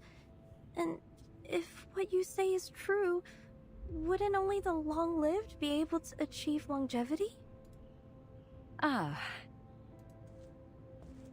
She pauses, composing her thoughts for a long while, then walks over to the trigram. Not entirely. The scripture says, in the pursuit of worldly knowledge, one gains daily. In the pursuit of the way, one loses daily. Less and less is done until nothing is done. When nothing is done, nothing is left undone. What? Don't get so hung up on the path ahead. Nothing stays fixed forever. Live in the moment, and new opportunities will arise. So, we'll just do nothing at all? Not exactly. It isn't nothing, but rather non-action. We let go of all deliberate effort. Attending to your purposes, doing only that which is yours to do. Hearing her words, the Yao look at each other. One of them cannot hold back their frustration and rushes up in front of her. That's absurd. If that's how it is, what are we to do? Sit around and wait for death to come? Our lives are much shorter than yours, you know. Now, Brother Badger. The Grandmaster didn't mean... Undeterred by the gentle redirection, the Yao continues his questions anyway. That which is yours to do? What's that supposed to mean? Is this what's mine to do? Grandmaster, none of us would be here if we had been content with the time we were given. Paper Heron is speechless. She now sees the crux of the issue. They had been led astray from the very beginning. The doubting voices grow louder. The Yao become agitated. Paper Heron stands silent above them, lost. Mayfly struggles in her seat, not knowing who to agree with. All right, everyone. A clear, loud call rings out like a stone dropped in water. The Yao immediately fall silent. Master? Master Ren walks into the ring and stands beside her teacher.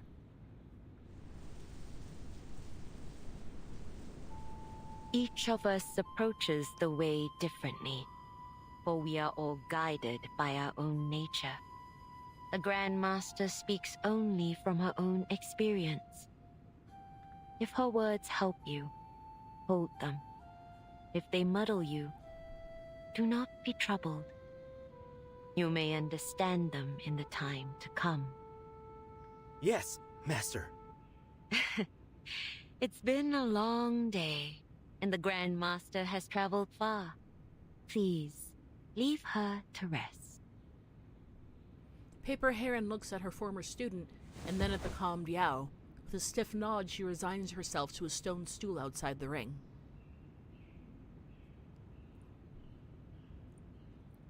Heron, are you alright? You're just like, this is why my student's leading a school and not me. I'm no good at this shit.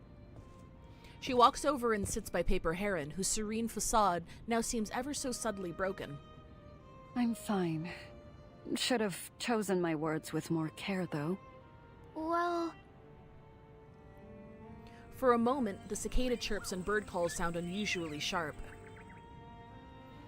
Paper Heron looks down, hiding her face. I thought they'd be interested.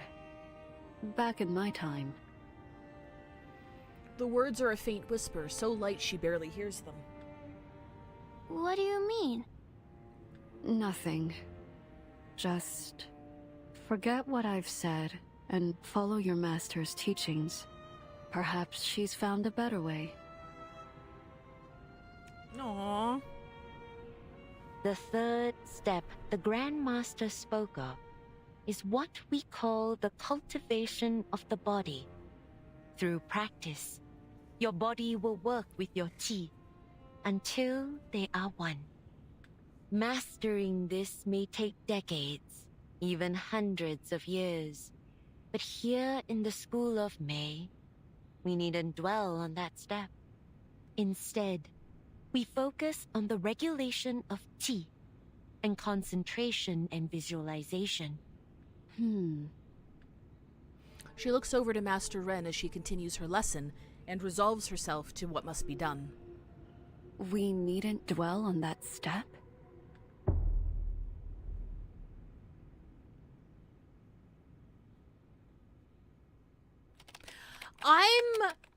I'm a little concerned at this point, because remember their private conversation about the fact that she's like raising them in order to be backup for like the fight with that beast, or like putting that beast to rest. I don't think she's training them to achieve longevity. She's training them so that she can use their power when the fight comes. And I think they're all gonna die. Yeah, like, she has lured them in with the promise of longevity, but she needs their help in order to seal, like, this great natural force that's going to destroy the world, but she's not telling them that. Their backup battery, that's fucked, dude! Oh, that's so sad!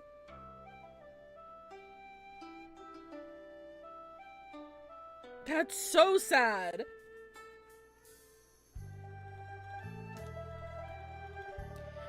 My friends do practice Qi. My grandma said that when her grandfather was young, everyone practiced Qi to develop their arcane skills. Over time, though, the Qi in the world grew thin, and the practice all but died out. Grandma is from Zhu County, and our family still has a little rhyme that was passed down. It opens with, "The White Horse School shows you the way to longevity. Let go worldly concerns and seek stillness." I've been curious about what this White Horse School actually is, but my grandma doesn't know either. Any Zhu County folks who can shed some light.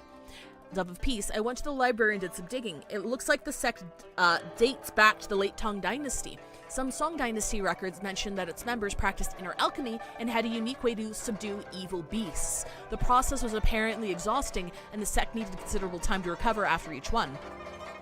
Boundless Sky. Evil beasts. Could these be the legendary Shandao beasts? Several Shenji families' lines have been lost, and the Shandao beasts have vanished along with them. Dove of Peace, hard to say. White Horse School shows up in records from the early Ming Dynasty. Plenty of odes and poems written. Many officials donated money to build his temple. Its leader even held an official post at one point. Records are clustered within just a few years. White Horse School seems to have faded. Official documents began emphasizing that its members should only focus on self-cultivation, stay out of worldly affairs. The final record comes from the Guangzhou Prefectural Gazette. A great earthquake struck Guangzhou. Bandits raided the White Horse School seeking longevity. Many perished on that mountain. What exactly happened will take more digging to uncover. I'm from Zhu County and I've never heard of this. Sounds like something out of a wuxia novel. The road to preserving traditional culture is long. Okay, alright, so like the meat of the story is just starting to unfold now. Okay. I feel like it's really gonna dig into it in the latter half of the story here. Okay, awesome.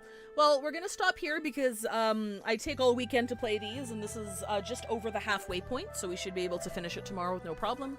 Let me see who all is streaming.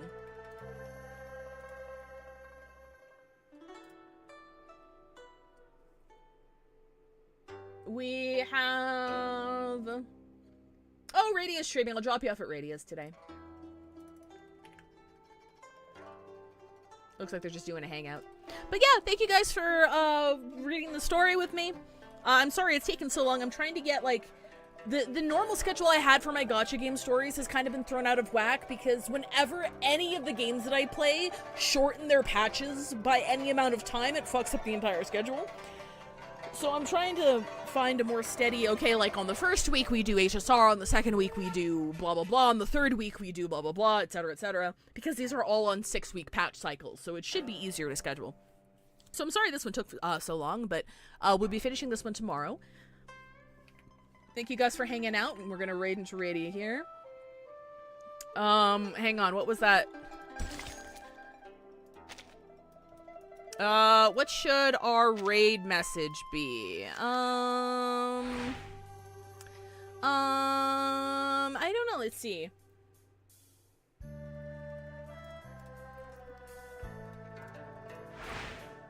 What if we just did, we're studying Qi?